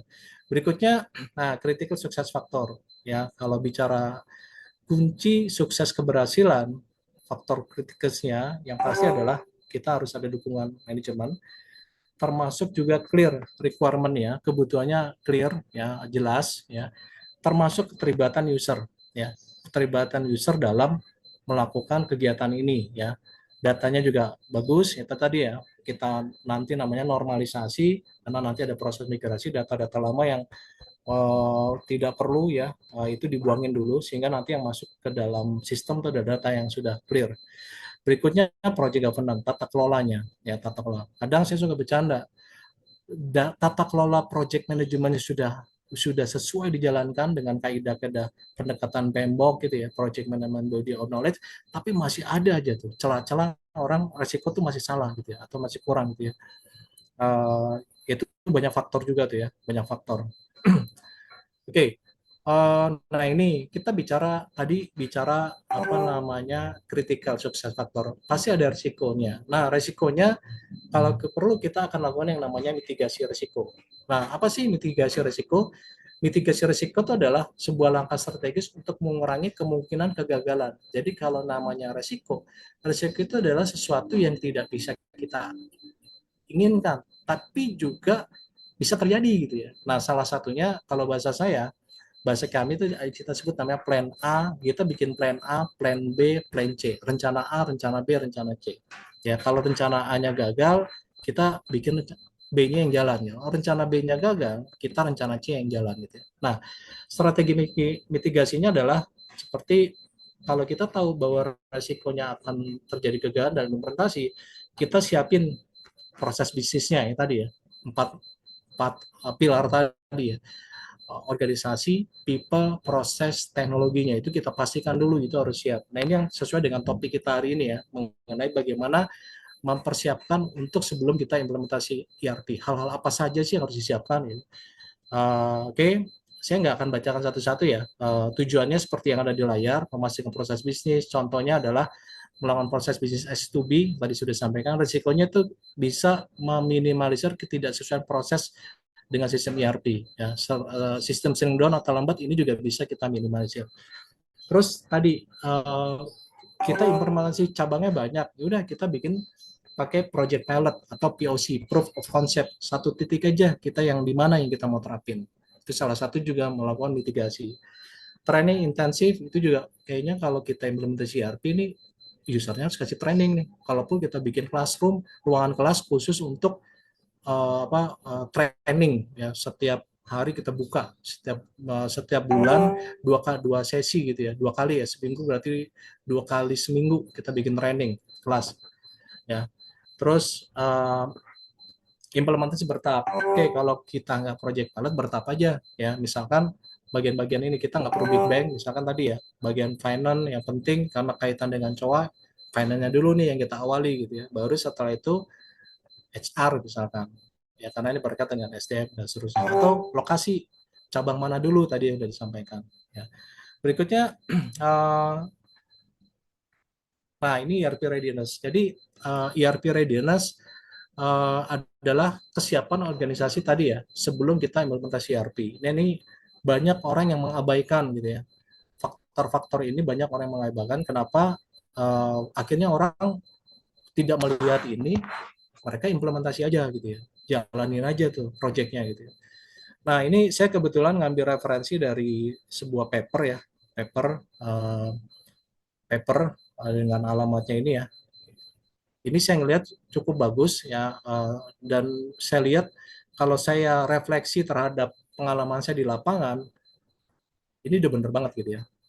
Karena ini udah pengujian ya. Jadi mulai tadi ya, empat pilar tadi, proses, teknologi, di sini ada subvariabel ya. Subvariabel berarti kalau variabel kesiapan orang, berarti siapa dari faktor variabelnya adalah skill kompetensi orangnya, termasuk project manajernya, ya kecukupan ERP, termasuk juga bicara high level overview-nya, termasuk trainingnya orangnya, project timnya sudah ada atau belum, termasuk pengelolaan HR-nya, ya termasuk kita bicara employee staff keterlibatan. Jadi itu semua faktor-faktornya itu yang dilihat ya. Nah, terus masuk juga bicara proses ya, bisnis prosesnya, standarisasi, termasuk kita bicara change management, bicara culture, termasuk open minded untuk perubahan ya. Orang-orang yang nanti untuk berubah sendiri ini juga harus bisa terbuka gitu ya. Terus juga bicara faktor organisasi ya. Ini ada beberapa organisasi, nilai-nilai perusahaannya harus di-share ya, termasuk juga project management, knowledge, termasuk organisasi style, termasuk strategi. Nah, bicara teknologi, kita bicara subvariabelnya itu berkaitan dengan sistem rollout configuration nanti seperti apa ya, mekanismenya, termasuk integrasinya seperti apa, dan seterusnya sampai kepada vendor eksternal konsultan expertise. Ini yang kita masukkan nanti di dalam sebuah konsep kajian ERP readiness-nya gitu ya. Nah, ini sebagai contoh, kebetulan kalau di papernya memang tidak menyediakan ini ya, tidak menyediakan, dia hanya paper, tidak menyediakan tools-nya. Jadi kebetulan kita coba buatkan ya, dari kajian tadi kita buatkan tools-nya ya, tools untuk readiness-nya, baik dari sisi variabel organisasi, dari sisi proses readiness-nya, termasuk jadi dari teknologi readiness-nya, konsep termasuk people readiness ya. Dengan subvariabel tadi kita bikin pertanyaan, kita bobotkan ya. Ini mungkin kalau teman-teman IT kita bikin scoring ya, sehingga nanti menjadi sebuah keputusan. Nah, nanti setelah proses itu kita buat buat ya, kita modifikasi, kita bikin bobotnya ini dengan kriteria-kriteria ini misalkan ya. Kalau kurang dari 50% not ready maknanya, artinya tunda implementasi ERP dan fokus kepada perbaikan fundamental. Fundamentalnya apa? Contoh kalau bicara di proses, ya proses semua belum ada bisnis prosesnya, bisnis proses modelingnya, atau belum ada SPK-nya, belum rapi. Ya udah buatin dulu gitu ya, tahan dulu gitu. Kalau dia belum kuat di organisasinya, di project timnya belum terbentuk nih, ya perbaiki dulu project timnya, disiapin dulu gitu ya. Beberapa case yang kaitannya dengan yang nanti ini ya. Ini yang fundamental yang nanti harus diperbaiki. Kalau antara 50 sampai 70 partial ready, artinya lakukan readiness program sebelum go live. Jadi readiness program itu kesiapannya, bikin program mungkin pelatihan ataupun hal-hal yang kaitan dengan misalkan kalau kita bicara proses, benar-benar dipastikan lagi untuk proses-prosesnya. Kalau orang dilakukan training dulu, organisasinya dibentuk tim dulu ya, sampai kira-kira di kategori 70 sampai 85. Ini ready, bisa dikatakan ready. Ini mulai implementasi, tapi dengan catatan ini bertahap dengan mitigasi risiko. Jadi kita bikin kriteria kita resikonya. Resikonya nanti kalau tadi ya kita pakai teorinya pakai pendekatan parsial ya, atau pendekatan project pilot gitu ya. Nanti resikonya ini yang kalau cabang B, C-nya belum dijalanin, ini harus seperti apa gitu ya. Itu harus kita lakukan pendekatan-pendekatan skenario-nya. Nah, kalau Bidara 85 ini organisasi sangat siap menjalankan program ERP. Artinya kalau semuanya ini sudah bagus ya, nilai persentasenya di atas 85, itu nanti kita bisa siap ya, ibaratnya kalau bahasanya PD deh kita. PD nih kita mau implementasi ERP. Ya. Nah, ini kalau kita bicara beberapa pendekatan untuk menilai ERP, penilaian ERP, ini ada beberapa pendekatan framework ya, ada CMMI terkait dengan capability, maturity, model integration ya, skalanya dari 1 sampai 5, ada pakai pendekatan Gartner, ada juga pakai pendekatan Deloitte, ada SAP juga mengeluarkan maturity, juga pakai COBIT ya, dengan beberapa nanti kalau COBIT itu kan banyak 40 proses ya, enggak 40 prosesnya yang dipakai. Nanti yang berkaitan dengan domain-domain atau proses yang berkaitan dengan sistem, pengembangan sistem. Itu yang nanti akan ditanyakan. Kurang lebih seperti itu. Nah, kesimpulannya adalah transformasi atau ERP ini adalah sebuah transformasi bisnis ya, atau enterprise resources planning itu adalah kita bicara merupakan sebuah transformasi bisnis. Dari apa?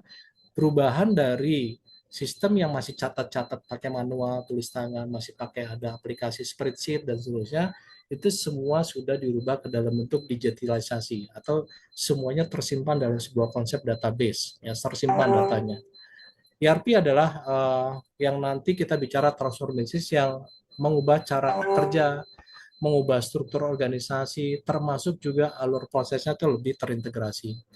Nah, kita bicara ERP itu bukan hanya sebuah proyek ya. Nah, ini juga banyak salah jadian juga nih. Oh, ERP proyeknya IT. Bukan. Padahal kalau kita bicara ERP sesuai dengan namanya enterprise ya. Enterprise jadi perusahaan. Kebetulan aja tanggung jawabnya ada di IT gitu ya.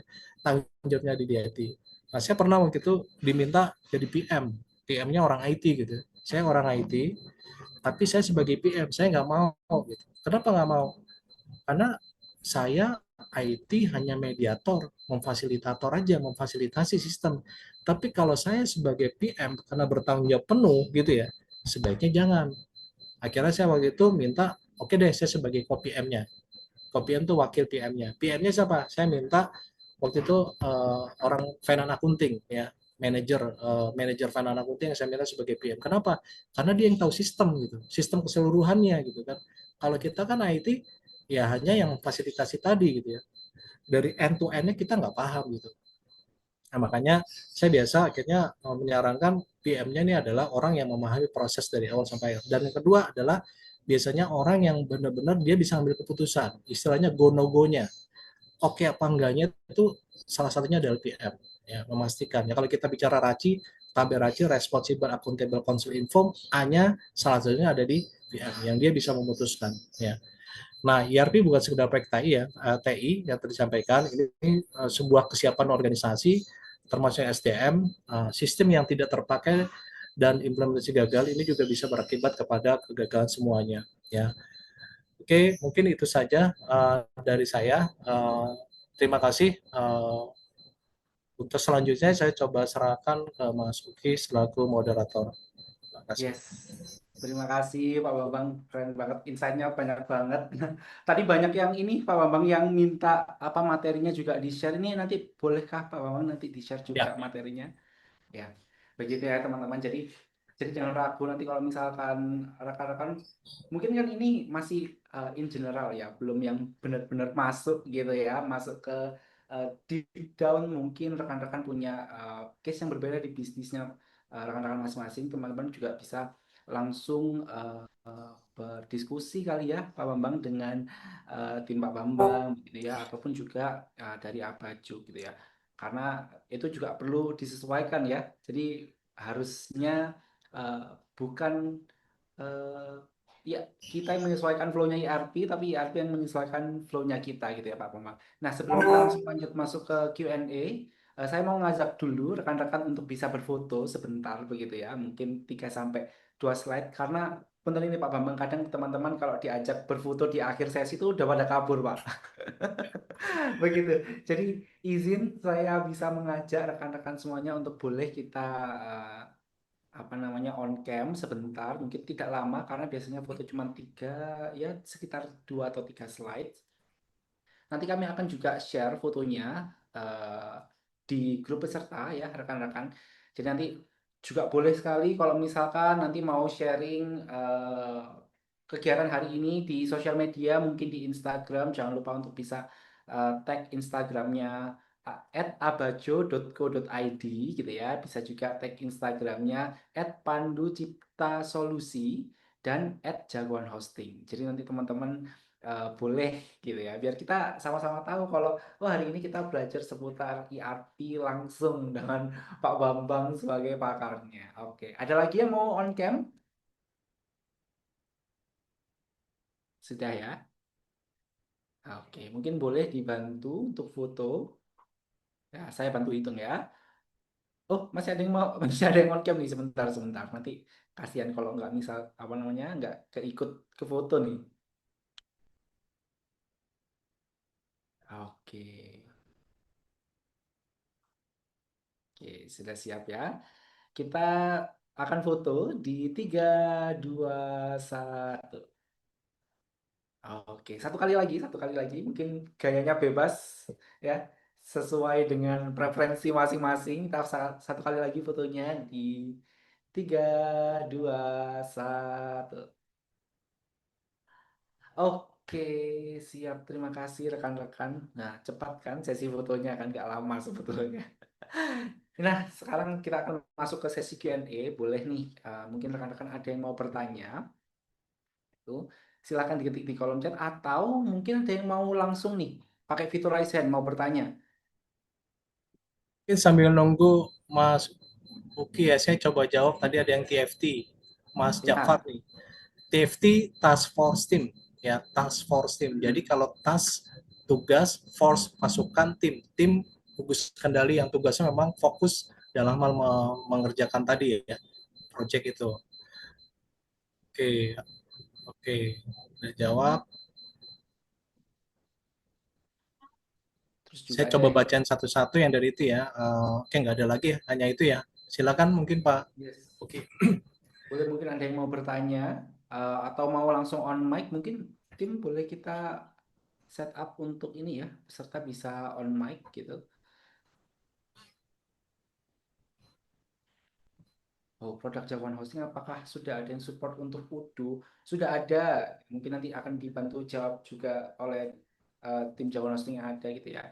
Nah, mungkin tadi sempat diputar juga di VPS Solution itu juga ada, tapi nggak cuma itu. Mungkin untuk rekan-rekan yang langsung mau pakai atau mencoba, boleh nih langsung pakai Jawan Hosting gitu ya. Tapi nanti kalau misalkan mau diskusi dulu gitu ya, baiknya perusahaannya seperti apa gitu ya, itu nanti bisa dengan timnya Pak Bambang atau mungkin kalau yang butuh setup, membantu gitu ya untuk setup atau menyesuaikan dengan flow timnya, katakanlah kayak untuk misalkan keuangan gitu ya. Nanti setupnya gimana, penyesuaiannya gimana. Nah, itu ada tim Abajo yang bisa membantu Bapak Ibu juga dan juga teman-teman untuk bisa setup dan bahkan sampai trainingnya ya, betul ya tim Abajo. Mungkin bisa melambaikan tangan gitu. Nanti boleh dikirimkan juga operator. Kayaknya tadi ada linknya kontaknya tim Abajo ya yang bisa di-share. Nanti Bapak Ibu juga boleh banget untuk share di sana. Nah, untuk yang mau langsung lihat server untuk Udo bisa di jagoanhosting.com/solution. Ini gimana nih? Ada yang mau bertanya nggak ke Pak Bambang langsung ini? Ini kesempatan yang sangat langka loh. Kayak beliau ini sangat sangat apa ini ya? Sangat kesempatan emas ini sangat berharga, jadi jangan dilewatkan. Ada yang mau on mic langsung, bisa pakai fitur raise hand atau langsung on mic. Sudah diaktifkan ya fitur on mic-nya? Oke, nah mungkin ini sambil menunggu pertanyaan dari rekan-rekan, mungkin masih mengetik segala macam. Eh, Pak Bambang, jadi kan memang eh, banyak nih ya eh, bisnis-bisnis yang sudah mulai berkembang begitu ya. Tapi kadang mereka belum belum mengerti atau bahkan sudah mengerti kayak, oh saya ini butuh nih sistem ERP, tapi sebetulnya part-part apa sih yang membuat pebisnis atau mereka yakin bahwa ini sudah saatnya. Kadang masih denial atau kayak enggak enak pakai ginian aja gitu ya. Biasanya sih untuk mungkin banyaknya adalah UMKM begitu ya yang sudah mulai meroket nih dan juga timnya banyak ini itu segala macamnya sudah mulai padat menuju yang lebih next level lagi tapi masih denial untuk bisa mengaplikasikan ERP ini dalam em, apa ya flow kesehariannya. Jadi kalau misalkan dari Pak Bambang sebetulnya di stage apa sih Pak? Mungkin contohnya UMKM untuk bisa masuk ke ERP dan mulai untuk mempersiapkan diri ke ERP kalau misalkan mau lebih berkembang lagi Pak. Ya, baik Mas Uki. Jadi, nah ini kalau saya banyak ngobrol ya, kebanyakan kalau bicara UMKM, UMKM kan usaha mikro kecil dan menengah gitu ya. Usaha mikro kecil dan menengah. Kebanyakan kalau kita bicara, saya pernah ngobrol beberapa UMKM, mereka taunya tuh aplikasi. Ya, oh contoh buat aplikasi keuangan gitu ya. Tapi secara tadi awareness pemahaman mereka mengenai konsep ERP itu masih masih belum belum banyak gitu ya. Tapi setelah kita kasih tahu ERP ini loh, yang aplikasi nanti ibu nggak hanya entry terkait produksi atau terkait keuangan, tapi bisa nyambung yang lain gitu ya, nggak perlu entry. Nah mereka sudah mulai aware. Nah kedua mereka bertanya, akhirnya ujung-ujungnya UD. Nah kembali lagi namanya usaha mikro kecil menengah. Biayanya berapa ya, mahal nggak ya? Nah padahal kalau kita bicara ERP saat ini tidak bicara melulu bicara uang gitu ya, karena sekarang banyak aplikasi-aplikasi yang sudah rujukannya open source, bahkan juga ada sistemnya juga by sewa gitu ya, dan bisa dijangkau. Dan alhamdulillah sih kebetulan saya juga di UMKM juga aktif di Kabupaten Tangerang gitu ya. Ada juga yang mereka sudah aware tuh menggunakan aplikasi-aplikasi ERP ya, aplikasi yang tanda petik dua, mungkin secara merek enggak, tapi secara apa namanya, secara fungsinya yang dari pakai itu udah terintegrasi semua. Akhirnya mereka udah ngerasain tuh di level baik, level kalau kita bicara organisasi ya, level low, middle, top, level low-nya udah mulai enak pada saat dia mengoperasikan, saya mau cari data yang tahun lalu, bulan yang sebelumnya gitu. Dari sisi manajemennya juga enak pada saat kita bicara mau ngeliat transaksi saya hari ini berapa banyak sih gitu ya. Nah, kalau secara harusnya secara pendekatan ERP orang-orang sekarang udah harusnya organisasi udah pada melek ya. Kalau kita bicara aplikasi akademik aja yang kampus misalnya, sistem informasi akademik juga sekarang juga ada banyak yang pada ngembangin dan sudah banyak. Beda kalau kita bicara mungkin 10 tahun ke belakang ya. 10 tahun ke belakang itu hanya mendominasi beberapa tertentu dan ter, apa terinformasinya mahal gitu ya. Padahal kalau kita sekarang sih nggak begitu sih. Seperti itu sih Mas Uki. Ya, ya. Jadi sebenarnya sebaiknya kalau misalnya sudah merasa butuh, better dicoba dulu ya Pak ya. Betul. Daripada nanti ternyata denial, ternyata kalau udah Betul. mau berkembang lagi ternyata oh susah ya nyari data sebelumnya ini itu segala macam gitu ya Pak ya. Jadi apa namanya? At least coba dulu baru nanti sambil berjalan kita mungkin bisa diskusi dengan yang lebih ahli untuk sebenarnya ERP yang lebih cocok harusnya seperti apa. Nah, ini juga ada respon dari Pak Rudi Setiawan, Pak Bambang, di kolom chat perusahaan beliau, Pak Rudi, itu UMKM dan sudah buat ERP dan sekarang proyeknya masih terhenti, belum selesai di divisi-divisi lainnya.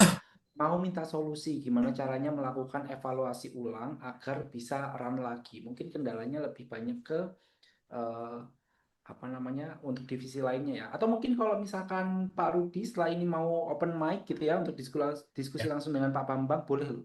Mungkin boleh di ini lagi Pak Bambang dijawab dulu untuk evaluasinya gimana sih? Ya. Makasih Mas Uki. ngacak di tengah jalan. Ya ini kalau saya baca inboxnya di Pak Rudi Setiawan, perusahaan saya UMKM dan sudah buat ERP dan sekarang proyek terhenti, belum selesai di divisi lainnya. Minta solusi gimana cara melakukan evaluasi ulang agar bisa run lagi. Jadi ini kalau saya coba tangkap dari pertanyaan ini, ceritanya ini proyek ERP-nya berhenti Pak ya, mandek lah ya. Iya, iya Pak. Mandek. Iya. Jadi, oh ini Pak Rudi udah on mic ya. Jadi mandek, contoh dari 10 divisi baru jalan misalkan di 3, 7-nya nggak jalan gitu Pak ya. Iya. Oke. Nah, biasanya gini Pak, ini proyeknya sekarang udah sama sekali nggak jalan. Pengertian project itu timnya ya, timnya baik Bapak gunakan internal tim, artinya pakai IT timnya mengembangun ERP atau menggunakan pihak konsultan Pak. Iya. Dulu kan pakai hire IT gitu ya, suruh mensolusikan untuk kan jasanya kan dikonveksi Pak. Dikonveksi itu buat PO kayak gitu kan, Ya, ada transaksi, ada apa. Ya cuma di situ sampai produksi kan harusnya kan ada kayak tax manager, ada di HR ada absensi misal kayak gitu. Dan itu nggak jalan itu gara-gara apa ya mungkin nggak tahu itu gak jalannya itu kayak nggak bisa diterapkan gitu Pak. nah Ya, iya, kayak gitu. ini yang menarik nih Pak Rudi, gara-gara, cuman Pak Rudi kan bingung, gara-gara apa? Nah, Iya kan? ya, gara-gara apa tuh Pak? Biasanya kan kalau mungkin udah familiar ya sama Iya, bahasa root cause ya, mencari analisa masalah pakai fishbone ya. Wah, iya. fishbone konsep teori fishbone mungkin sambil saya share kali ya. Jadi biasanya sih ini pendekatan problem solving sih, teknik pendekatan problem solving yang biasa dipakai di dalam konsep pemecahan masalah gitu ya. Biasanya uh, ini memang harus ini sih Pak Rudi, harus digali Pak ya, masalahnya itu apa gitu ya. Mungkin saya sambil coret-coret. Oke, ini fishbone tuh kayak gini Pak. Pak Rudi pernah dengar fishbone nggak Pak? Belum sih. Ya ini konsep teori kayak gini Pak, ini teori Pak ya. Dia biasanya ini problem, ini sebab, ini akibat. Bentuknya tulang ikan gitu ya, bentuknya. Nah ini kita kita generalisir, kita mapping dulu di faktor ini namanya faktor man. Ini faktor man bisa jadi karena orangnya gitu kan. Yang kedua ini faktor metode, bisa jadi karena caranya. Ya caranya dia menggunakan sistem sehingga terjadi penolakan nggak dikembangin lagi. Bisa juga dari material. Material ini bahan baku.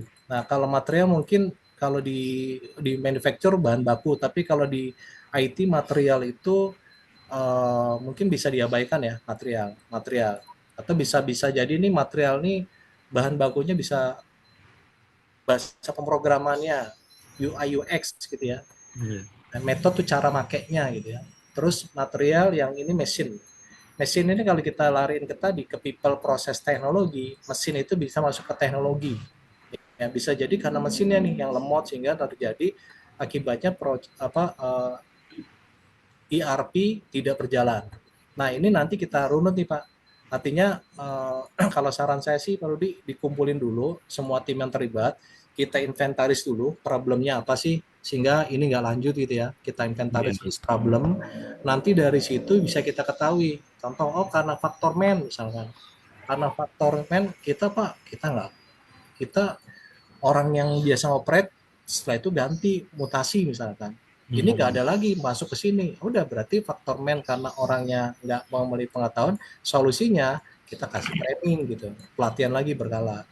Bisa juga metode caranya. Nah caranya itu misalkan caranya itu bisa jadi flow prosesnya. Ini saya nggak tahu Pak Rudi, dulu sistem yang lama pakai ERP atau enggak Pak? Sehingga mereka bisa bandingin atau dulu pakai manual. Pakai manual sih, pakai Excel, spreadsheet gitu. Nah, harusnya nih Pak ya, harusnya ya kalau yang model ini sebenarnya penolakannya harusnya nggak banyak. Kenapa? Karena mindsetnya dia kan dari lama manual, Excel ke sini ke sistem baru. Iya. Biasanya yang paling banyak penolakan salah satunya antar mukanya yang apa namanya nggak sesuai. Ini masalah metode, caranya nih nggak begini dulu. Saya klik ini cuma sekali, sekarang saya harus ke sini, harus ke sini, harus ke sini gitu ya. Nah, itu ya. Artinya kalau kita bicara nanti kalau manual kita cari tahu nih kalau bicara manual kendalanya apa. Misalkan datanya nggak sesuai gitu ya.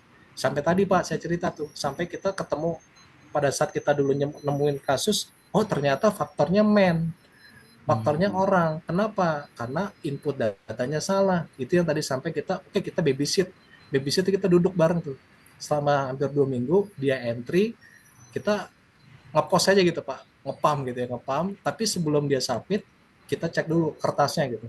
Oke, udah submit, kita nyuruh oke submit gitu. Itu sampai kita bisa ini. Jadi memang kita perlu cek dulu sih identifikasi masalahnya gitu ya, sampai nanti ketemu root cause-nya. Tapi kalau kalau bicara faktor banyak sih Pak, faktornya banyak banget. Saya nggak bisa contoh-contoh tadi saya udah sebutin ya, contoh-contoh Iya, tadi yang faktor apa, metode yang dari prosesnya kah, bisnisnya itu kompleks banget itu. Tapi memang yang pasti kalau ditanya sarannya bagaimana Pak, tadi ya kan pertanyaan Pak Rudi akhirnya gitu ya, sarannya adalah kita coba duduk bareng lagi, kumpulin, terutama key user, inventaris masalahnya apa. Dan dari masalah tadi setelah terkumpul Pak, setelah terkumpul, kita bikin, kalau di dalam konsep kita bikin namanya rencana penanggulangan. Rencana penanggulangan. Jadi rencana penanggulangan dari masalah ini kita, misalkan karena orangnya nggak pergantian orang, ya udah, berarti rencana penanggulangannya adanya orang yang khusus dengan tambahin apa misalnya training. Jadi semua masalah-masalah kita bikin skenario untuk rencana penanggulangannya. Baru nanti dari situ Pak, setelah kelihatan semuanya step-step inilah akhirnya yang kita jalani nih eksekusi Pak. Gitu. Itu sih Pak Rudi. Kalau kalau saran saya memang kita coba apa inventaris masalah gitu. Belanja masalah lah, belanja masalah kita kumpulin dulu tuh. Oke Pak Bambang, makasih Pak Bambang. Ya sama-sama Pak Rudi. Ya, terima kasih Pak Rudi diskusinya ya, memancing obrolan. Nah, tadi kan sudah Pak Bambang, kalau misalkan nanti ada rekan-rekan yang ingin diskusi lebih lanjut bisa kemana ya Pak? Kalau ke timnya Pak Bambang begitu. Gimana Masuki? Suaranya kurang jelas. Oh iya, sebentar. Kalau misalkan nanti ada rekan-rekan Oh, yang ingin apa namanya berdiskusi lebih lanjut nih dengan Pak Bambang atau tim gitu, biasanya bisa diarahkan kemana ya Pak? oh ya, jadi nanti bisa langsung ke kontak kita ya Pak Uki ya, yang di apa, yang di panducipta.com itu nanti nomor teleponnya juga ada sih di websitenya itu, Oh nanti ya, bisa langsung dikontak di ke sana. website aja ya, Ya. panducipta.com. Ah, Oh iya, ini ada ya siap. pertanyaan nih Pak Yusuf Kurniawan Sahat nih, Yes, betul. Suki. Oh iya, Pak Bambang, mohon izin sebelum kita lebih lanjut gitu ya ke Ya, apa namanya pertanyaan selanjutnya. Tadi kan mungkin kita sudah dari Jagoan Hosting, Pandu Cipta Solusi. Kita mau menyapa dulu mungkin ya dari kolaborator kita juga dari Abajo gitu ya. Mungkin selamat sore, Assalamualaikum. Eh, Mas Reza sudah bisa on mic belum ya? Gitu ya. Kita sapa dulu nih. Waalaikumsalam, Mas. Nah, mana ini? Sudah di ini enggak ya? Di spotlight. Oh, sebentar. Nah, gimana? Ini rekan-rekan, jadi tadi kan sudah berdiskusi ya dengan apa namanya dari PT Penyerta Solusi dengan Pak Bambang gitu ya. Nah, kalau misalkan susah gitu ya implementasinya, nah ini ada eh, Pak Reza gitu ya, Mas Reza dari Abajo gitu ya. Jadi sebenarnya kalau dari Abajo sendiri itu benar nggak sih Mas Reza sampai apa namanya ngetraining gitu ke misalkan tim perusahaan dan lain-lain. Ya, baik, Mas Uki. Sebelumnya, salam kenal semuanya. Suara saya jelas ya, Mas Uki? Sangat jelas. Oh, baik. Mas Terima Reza. kasih juga Pak Bambang atas ilmunya yang luar biasa. Pada hari ini kita mendapatkan banyak ilmu yang, wah ini kalau dihargain ini bahaya ini Pak Bambang nih. Luar biasa, terima kasih sekali lagi Pak Bambang. Eh, dan juga terima kasih kepada Jagoan Hosting ya, dengan membuat kolaborasi yang menurut saya ini luar biasa ya. Acara Tech Corner Pro ini perlu lebih sering diadain mungkin Mas Uki. Ini sangat bermanfaat buat teman-teman dimanapun ini, karena ini kan online ya.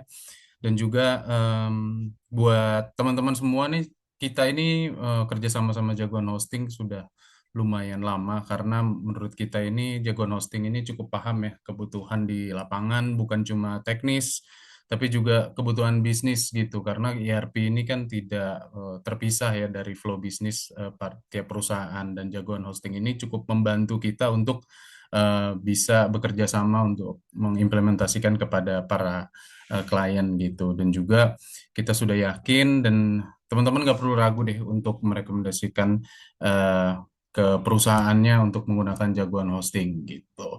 Nah, untuk pertanyaan tadi, ya betul sekali ya, buat teman-teman semua yang ada kebutuhan, mungkin sudah implementasi terutama Odoo, dan ada permasalahan-permasalahan apapun itu ya. Jadi selain kita memang mengimplementasikan dari awal kebutuhan klien yang benar-benar mau apa ya, hijrah dari manual yang tadinya pakai Excel gitu, terus ingin merubah menjadi ERP atau mendigitalisasi proses yang tadinya manual menjadi digital dari hulu ke hilir, dari yang tadinya Excel harus digabungkan sehingga makan banyak waktu dan banyak cost yang terbuang. Nah, di Odoo ini atau di ERP ini sangat seperti penjelasan Pak Bambang tadi, sangat-sangat membantu gitu untuk perusahaan semua gitu. Dan kita di Abajo lah ini yang akan membantu rekan-rekan sekalian gitu, karena kalau untuk dipelajari Odoo termasuk mudah tapi makan waktu yang lumayan lama kalau masih baru belajar dan mengimplementasi sendiri, belum lagi nanti ada trial error dan segala macam. Nah, kami di Abajo selain juga mengimplementasi dari awal, kita juga membantu mentrainingkan gitu. Jadi misalkan memang sudah pakai Odoo, ada masalah yang tidak bisa diselesaikan oleh in-house gitu atau IT freelance teman-teman, nah bisa menghubungi Abajo, nanti kita akan bantu sampai user training gitu. Bahkan kita punya training khusus juga untuk awal gitu, dari modul-modul standar default awal yang bagaimana untuk pertama kali mengimplementasikan Odoo, kita juga ada program trainingnya. Begitu Mas Uki kurang lebih kok dia bagi. Jadi ya mungkin 3 kolaborasi ini end to end lah ya. Ya, Nanti betul sekali. bersama Pak Bang. Ini juga ada yang sampai merespon seperti ini loh untuk materi hari ini. Mana ya tadi? Dari Pak Yusuf Kurniawan, Alhamdulillah keraguan saya terjawab. Saya di sini sebagai IT, tapi diminta mengambil peran PM. Saya masih tahap 1 plan, hasilnya jadi slow. Terima kasih Pak Bambang materinya. Nah, itu Ya, ada Pak Pak Yusuf. Bambang dan tim yang kompeten ya untuk bisa mengarahkan rekan-rekan segala macam. Ada juga Mas Reza dan tim yang mungkin kalau misalkan belajar untuk setup audio terlalu lama gitu ya, Ya, mungkin harus banyak, nanti ada juga nih yang ngajarin dan juga bantu setup kan gitu dan lain-lainnya gitu. Pun juga dari kami insya Allah juga sudah ready untuk bisa mendukung teman-teman begitu. Nah, mungkin ini ada pertanyaan juga. Ini titipan sebetulnya Pak Bambang. Mungkin Mas Reza kalau berkenan nanti membantu menjawab juga boleh. Apa namanya?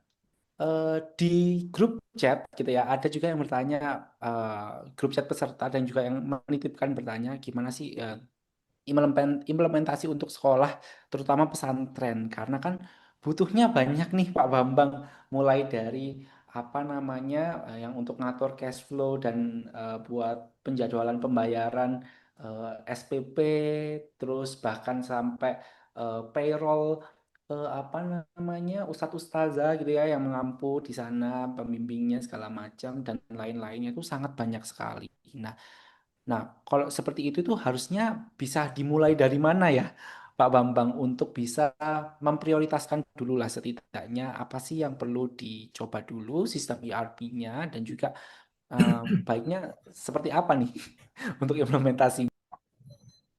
ya, mungkin saya coba jawab dulu Mas Uki ya. Nanti Pak Reza nih, kayaknya nih Pak Reza yang langsung berkompeten untuk apa namanya produk ya dari sisi. Kalau saya kebetulan sebagai implementator, ya maksudnya dulu sebagai apa namanya di IT ya, pada saat berpikir yang mana dulu sih gitu ya. Sekarang saya berpikir bukan sebagai end user, sebagai apa namanya di pihak consulting gitu ya. Nah, kalau kita bicara di pihak consulting, apa di sebagai end user, saya pasti akan cari yang mana yang prioritas dulu yang dibutuhkan, core-nya. Jadi kalau di dalam tadi sudah disebutkan ada value chain ya, ada value chain diagram. Jadi value chain diagram itu diagram yang menggambarkan mana yang core, mana yang supporting gitu ya. Jadi digambarkan nanti gini nih, core-nya, ini supporting. Yang core-nya mana? Kalau pendidikan otomatis kan bagian bagian siswa gitu ya dan seterusnya. Kalau dibicara Tridharma tuh ada pendidikan ya, bagian pendidikan. Ada yang kedua penelitian pengembangan, yang ketiga pengabdian masyarakat, atau nanti yang bidang pendidikan tuh ada paket satu nanti ya di bidang kemahasiswaan dan seterusnya. Nanti yang ada supportingnya, supporting bagian umum, bagian pembayaran. Nah, nanti tinggal dilihat kebutuhannya. Kalau misalkan dirasa itu penting, pasti core-nya dulu yang dipenuhi. Core-nya itu bagian akademik, kesiswaan, ya, terus bagian siswa, juga bagian nanti kurikulum dan seterusnya. Baru nanti yang kedua adalah bagian berkait pendukung, finance, accounting-nya gitu ya, termasuk HR gitu ya. Nah, tinggal diputusin apakah mau di sistemnya tuh Big Bang tadi ya, semuanya langsung serentak, atau yang kita project pilot yang core-nya dulu, nanti berikutnya supporting gitu ya. Itu tinggal disesuaikan dengan apa namanya itu. Kalau pendekatan saya seperti itu sih Pak Pauki ya. Mungkin dari Pak Reza mungkin bisa punya kacamata yang lain mungkin. Ya boleh, Mas Reza mungkin tim boleh dibantu spotlight juga kembali. Ya, kalau tadi penjelasan Pak Bambang itu udah paling tepat ya kalau menurut kami ya. Kalau di kita sendiri, apapun permasalahannya, biasanya kita tidak bisa langsung menjawab secara kulit luar ya. Tetap kalau di kita ini kan mindsetnya adalah understanding first, solution then gitu. Jadi memang kita harus benar-benar apa ya, mengerti kebutuhannya apa, detailnya apa. Jadi pasti kita adakan meeting khusus untuk mengetahui itu, sehingga nanti solusinya mau mulai dari mana itu akan jelas gitu. Akan kita kasih solusinya lebih tepat. Seperti itu maksudnya. Oke, berarti sebenarnya tidak jauh berbeda dengan apa yang disampaikan oleh Pak Bambang begitu ya, di mana yang sebetulnya ya digali core-nya dulu yang mana mau apa namanya disistemkan untuk cash flow-nya dulu mungkin, atau sistem akademiknya dulu mungkin, baru nanti akan dibantu begitu ya. Sebenarnya apa sih yang perlu di set up-kan terlebih dahulu. Nah, ini juga ada respon dari mungkin namanya Syahr gitu ya. Pak Syahri gitu. Sorry Pak Bambang, bagaimana menurut Pak Bambang dengan penerapan MPV untuk penerapan ERP yang paralel dan benar-benar membantu dalam hal ini? Tentu sudah mengetahui tujuan ERP, tapi ERP readiness-nya, assessment-nya masih di bawah 50%. Oh, mungkin lebih ke arah yang sudah tahu nih kebutuhannya seperti apa, tapi ternyata assessment yang sudah dilakukan ternyata ready-nya masih separuh-separuh nih Pak Bambang. Jadi eh, gimana ya Pak untuk bisa mencapai itu, ataupun mungkin kita butuhnya memang secepatnya tapi readiness-nya masih 50 nih. Ya. Ya, makasih Mas Uki atas bantuan informnya. Saya coba sambil baca WA sih. Baca apa inbox-nya ya. Dari apa namanya nih Pak Syahir ya. Jadi, nah ini menarik nih. Ini dulu Pak Syahir dulu ya, zaman saya dulu implementasi ERP itu di kantor yang lama saya nggak pakai kayak gini ya nih Pak. Nggak pakai readiness gitu kan. Jadi nggak ada tolak ukur. Udah deh kita kebetulan kita ERP yang lama udah jalan gitu ya. Cuman pakai sistem yang lama. Jadi sudah kalau kita bicara beberapa indikator termasuk organisasi readiness gitu ya, udah siap. Kenapa? Karena sistem udah biasa pakai ERP gitu ya. Termasuk user. Nah, tinggal masalahnya adalah bicara teknologi. Nah, artinya memang tingkat resistensinya atau tingkat tingkat uh, maturity atau persentasenya kita lumayan besar. Nah, pertanyaannya adalah kurang 50%. Kalau bicara 50% ini kan harus dilakukan readiness program sebelum go live. Nah, pertanyaannya adalah yang mana nih Pak gitu ya. Nah, kan tadi ada 4 pilar Pak ya. Mulai dari bisnisnya, kita bicara bisnis ya, ini bicara organisasi bisnis yang ini ya. Bicara nanti kita lihat rendahnya di mana? Apakah di prosesnya, apakah di bisnisnya, apakah di teknologinya, apakah kita di bicara people-nya.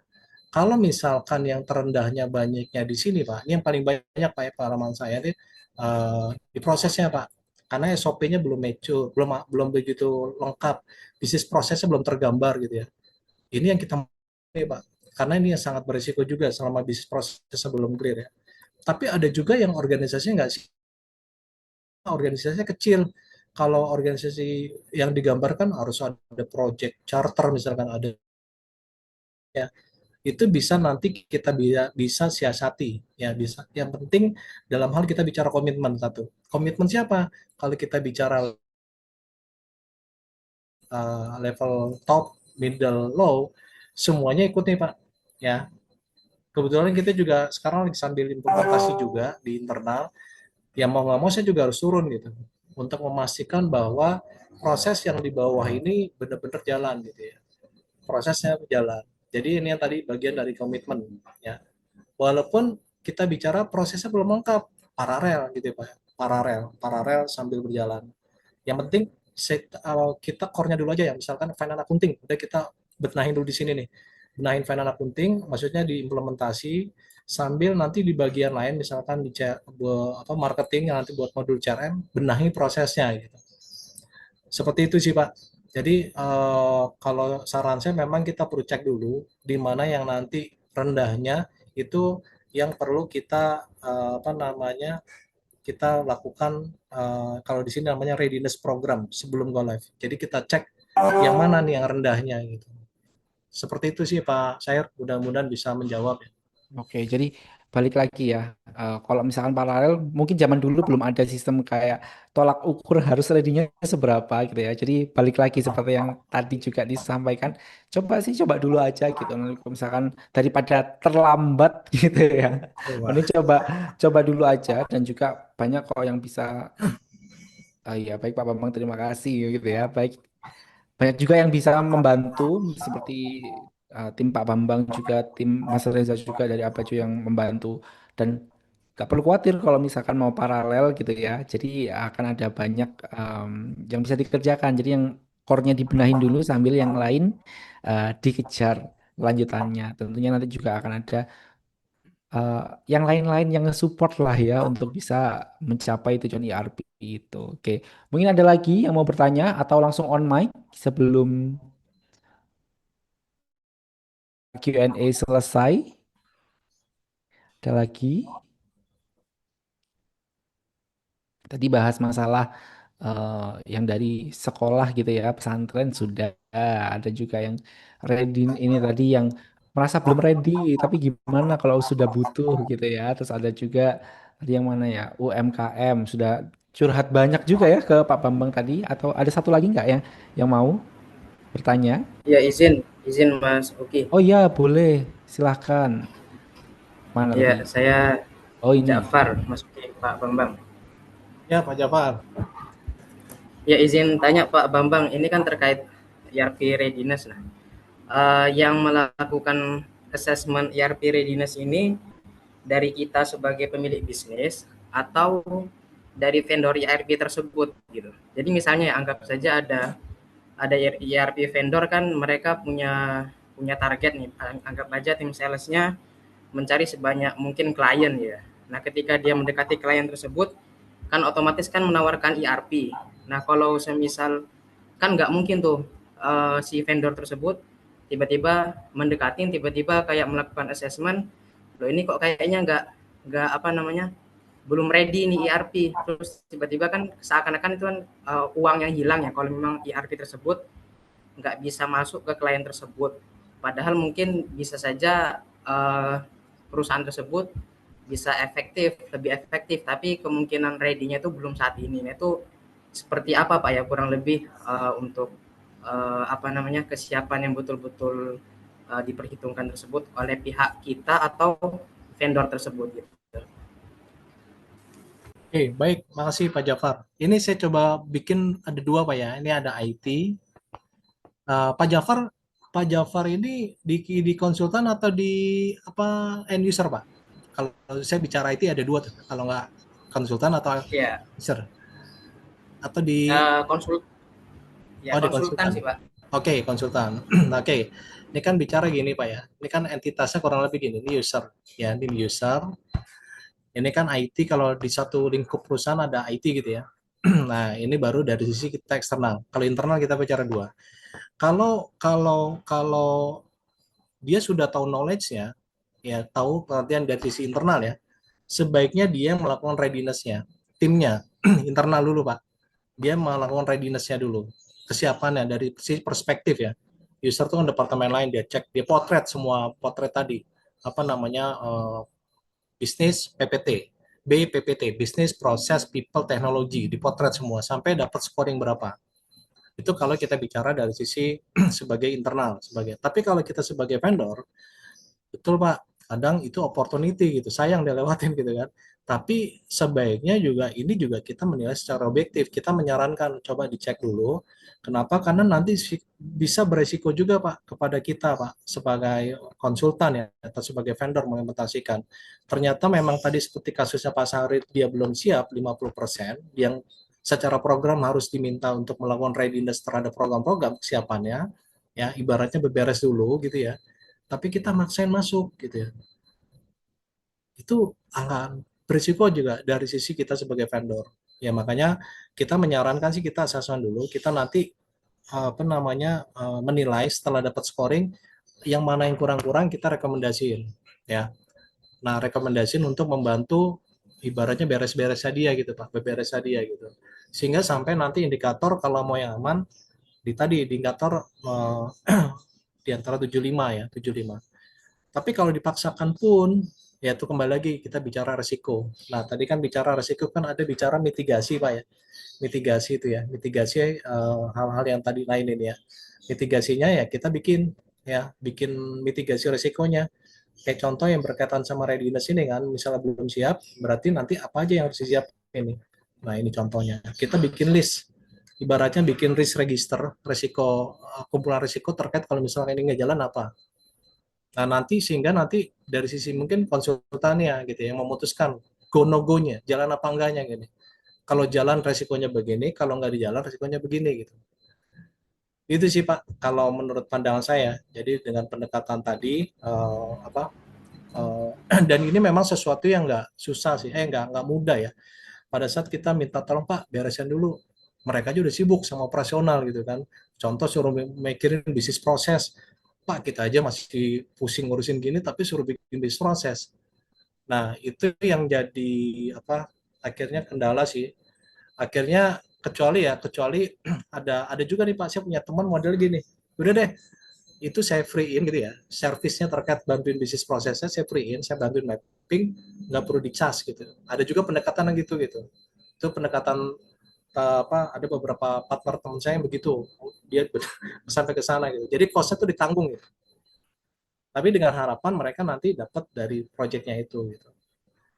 Banyak banyak banyak cara sih Pak pendekatan untuk kita menyelesaikan sebuah masalah ya. Tapi yang pasti memang kita bicara risk ya, mitigasi risiko itu yang penting. Kalau kita bicara ini, oke kita bantuin, tapi risikonya kosnya akan keluar nih dari kita gitu kan. Nggak apa-apa, kan kita kan long term misalkan gitu. Nah, seperti itu Pak Jafar. Ya, saya suka sih Pak jawabannya tadi Pak Bambang menanggapi kan kita kasih rekomendasi gitu ya ke klien, ya seakan-akan kan ya nggak langsung serta-merta kita stop masuk ke user tadi. Terus juga tadi saya suka juga kalau misal ada solusi yang nggak bisa mereka handle, kita bantu handle, berarti solusinya ya mungkin costnya naik. Ya udah masuk sih Pak, apa namanya, bagus apa namanya jawaban Pak Bambang. Baik Pak Jafar. Jadi ibaratnya gini Pak, banyak, Pak Bambang. Ya banyak jalan menuju Roma. Artinya ya bisa kita siasati dengan itu tadi. Kuncinya adalah risknya, resikonya memang harus bisa kita mitigasi ya, kita list dulu resiko-resikonya. Iya, baik. Oke, terima kasih Pak Jafar gitu ya sudah berkenan diskusi. Terima kasih juga Pak Bambang dan Mas Reza yang berkenan juga untuk tadi menjawab beberapa pertanyaan rekan-rekan. Nah, mungkin karena memang ini sesi Q&A sudah habis begitu ya. Tadi sudah ditutup pertanyaan terakhir dari Pak Jafar, sama saya ucapkan terima kasih banyak untuk Pak Bambang Matur nuwun Pak Bambang, luar biasa Sama Saki. ilmu-ilmunya. Terima kasih juga Mas Reza dan tim Abajo yang sudah menghubungkan kita semua ya dengan Pak Bambang, expertnya gitu ya, untuk bisa sharing hari ini gitu. Tapi rekan-rekan jangan kemana-mana dulu. Kami ada apa namanya form gitu ya, yang rekan-rekan boleh sekali untuk isi. Tujuannya untuk apa? Untuk meningkatkan kira-kira apa namanya? Next event kami harus memperbaiki seperti apa, seperti itu ya teman-teman. Dan sambil mengisi teman-teman, gitu ya, saya izin juga mau nge-recall teman-teman bahwa kegiatan ini yang di-record saat ini nanti bisa ditonton ulang di platform jagonhosting.com/event. Di sana ada recordnya juga, ada juga beberapa kegiatan yang membahas lebih teknis seputar ERP. Tapi jangan khawatir teman-teman mungkin yang nggak paham atau belum yakin, di sini juga akan ada timnya Pak Bambang begitu ya. Tadi juga sempat di-share ya nomornya oleh operator mana ya tadi? Boleh di-share ulang nggak? Nah, itu ada kontak dari Pandu Cipta Solusi itu ya. Nomornya ada di sana gitu ya atau bisa di panduciptasolusi.com tadi ya. Ya, Di betul Pak. sana teman-teman bisa konsultasi dulu segala macam dan juga ada rekan-rekan dari Abajo yang bisa membantu teman-teman untuk bisa setup. Ada di s.id/abajo gitu ya. Atau teman-teman juga bisa di websitenya langsung gitu, boleh sekali teman-teman, nggak masalah. Dan untuk mungkin teman-teman yang masih mau trial-trial dulu gitu ya, mungkin utak-utik dulu, kita juga ada di jagonhosting.com/solution untuk server Apajo. Tapi mungkin memang agak teknis ya karena itu VPS, jadi ya mungkin untuk teman-teman yang non-tech akan sedikit susah. Tapi jangan khawatir, ada timnya Mas Reza yang bisa membantu, gitu ya Mas Reza ya. Gak usah khawatir, ada kok yang mau membantu teman-teman untuk bisa bertumbuh gitu. Dan jangan lupa kalau misalkan teman-teman merasa kegiatan ini seru gitu ya, rekan-rekan merasa kegiatan ini seru, bisa juga tag gitu ya, dan upload keseruan hari ini gitu ya. Nanti kita juga akan share foto-fotonya tadi gitu ya. Dan bisa tag di @jagonhosting gitu ya Instagramnya. Bisa juga tag di @abajo o-nya 2.co.id dan juga tag di Pandu Cipta Solusi, @Pandu Cipta Solusi di Instagram. Nah, nanti kita akan repost-repostnya teman-teman yang seru banget. Nah, oh ya, setelah ini rekan-rekan nanti kalau misalkan eh, berkenan untuk kita sambungkan, jangan sungkan untuk tanya di grup, misalkan Mas tadi saya kelewatan nih apa namanya kontaknya ke Abajo, kontaknya ke Pandu Cipta Solusi. Nanti kita jawab di grup, nggak masalah gitu. Jadi jangan lupa tanya-tanya atau misalkan ada titipan-titipan pertanyaan yang bisa kami sampaikan, boleh. Nanti kita juga akan arahkan rekan-rekan untuk bisa langsung menghubungi expertise-nya gitu ya, teman-teman. Nah, seperti itu. Oh ya, nanti mungkin sambil mengisi form gitu ya.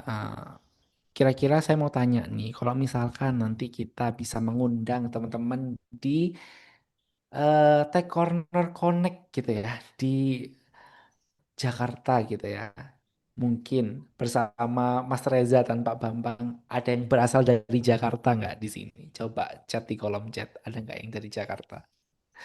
Kita bisa ketemu langsung, mungkin sambil nyemil bareng gitu ya, sambil ngopi bareng, sambil bisa diskusi langsung. Ada nggak yang dari Jakarta?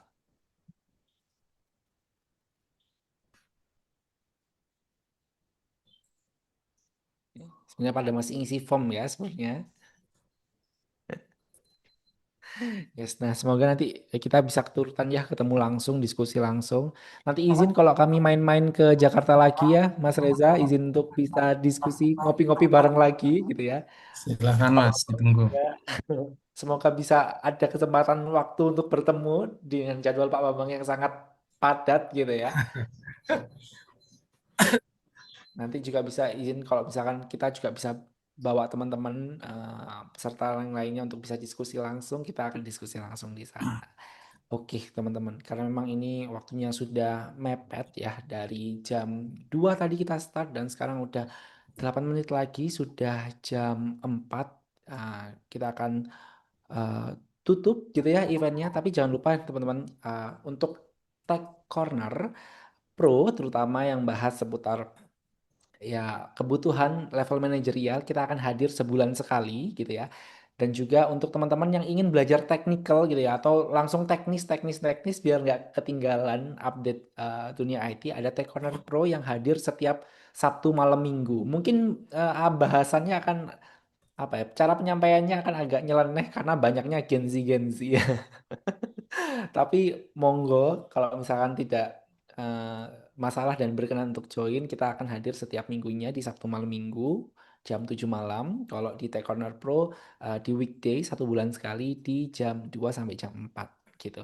Nah, ada di mana sih informasinya? Informasinya ada di jagoanhosting.com/event atau di Instagramnya kita gitu. Pun juga di Instagram partner-partner kita. Nanti kalau misalkan teman-teman punya komunitas misalkan mau digandeng untuk bikin kegiatan kolaborasi edukasi, boleh banget, kita juga sangat terbuka untuk bisa berdiskusi gitu teman-teman ya. Terima kasih banyak kami ucapkan untuk Pak Bambang, matur nuwun sangat Pak Bambang. Sama-sama Masuki Yes, dari aja. Pandu Cipta Solusi juga yang Terima sudah kasih semua. teman-teman. Ya ada teman-teman saya juga banyak nih, ada Paulis semuanya. Gitu ya. Senior Terus juga terima semua. kasih. Ya, terus juga terima kasih Mas Reza dan tim Abaco yang sudah berkenan, pertama sudah susah-susah menghubungkan kami dengan Pak Bambang, terus juga Ya, inisiat bareng acara kita hari ini gitu ya. Banyak hal yang dipersiapkan juga oleh tim Abaco, dan juga terima kasih juga sudah banyak membantu gitu ya bisnis-bisnis UMKM di sana yang kesulitan untuk menerapkan ERP gitu ya, menerapkan ERP mulai dari ya mungkin masalah finansial, terus juga setupnya, menyesuaikan sama workflow-nya dan lain-lain, sampai ya banyak lah yang menerima manfaat, dan semoga apa yang kita edukasikan saat ini juga membuat ya teman-teman yang belajar bareng kita hari ini sadar ya pentingnya ERP itu seperti apa. Dan yang terakhir adalah jangan sampai jangan sampai terlambat gitu ya mengimplementasikannya. Jadi coba dulu. Bisa menghubungi Pak Bambang, bisa menghubungi Mas Reza, atau bisa menghubungi kami di Jagoan Hosting. Begitu. Terima kasih banyak sekali lagi. Mungkin mohon maaf bila ada kata-kata yang kurang berkenan, ada part-part yang kurang. Terima kasih sudah hadir. Nanti kita akan lanjut di grup. Wassalamualaikum warahmatullahi wabarakatuh. Selamat sore. Terima kasih rekan-rekan Oke, semuanya. terima kasih semuanya. atas waktunya Bapak Ibu semua. Terima kasih semua. Sampai ketemu izin live. Assalamualaikum warahmatullahi wabarakatuh. Waalaikumsalam warahmatullahi wabarakatuh.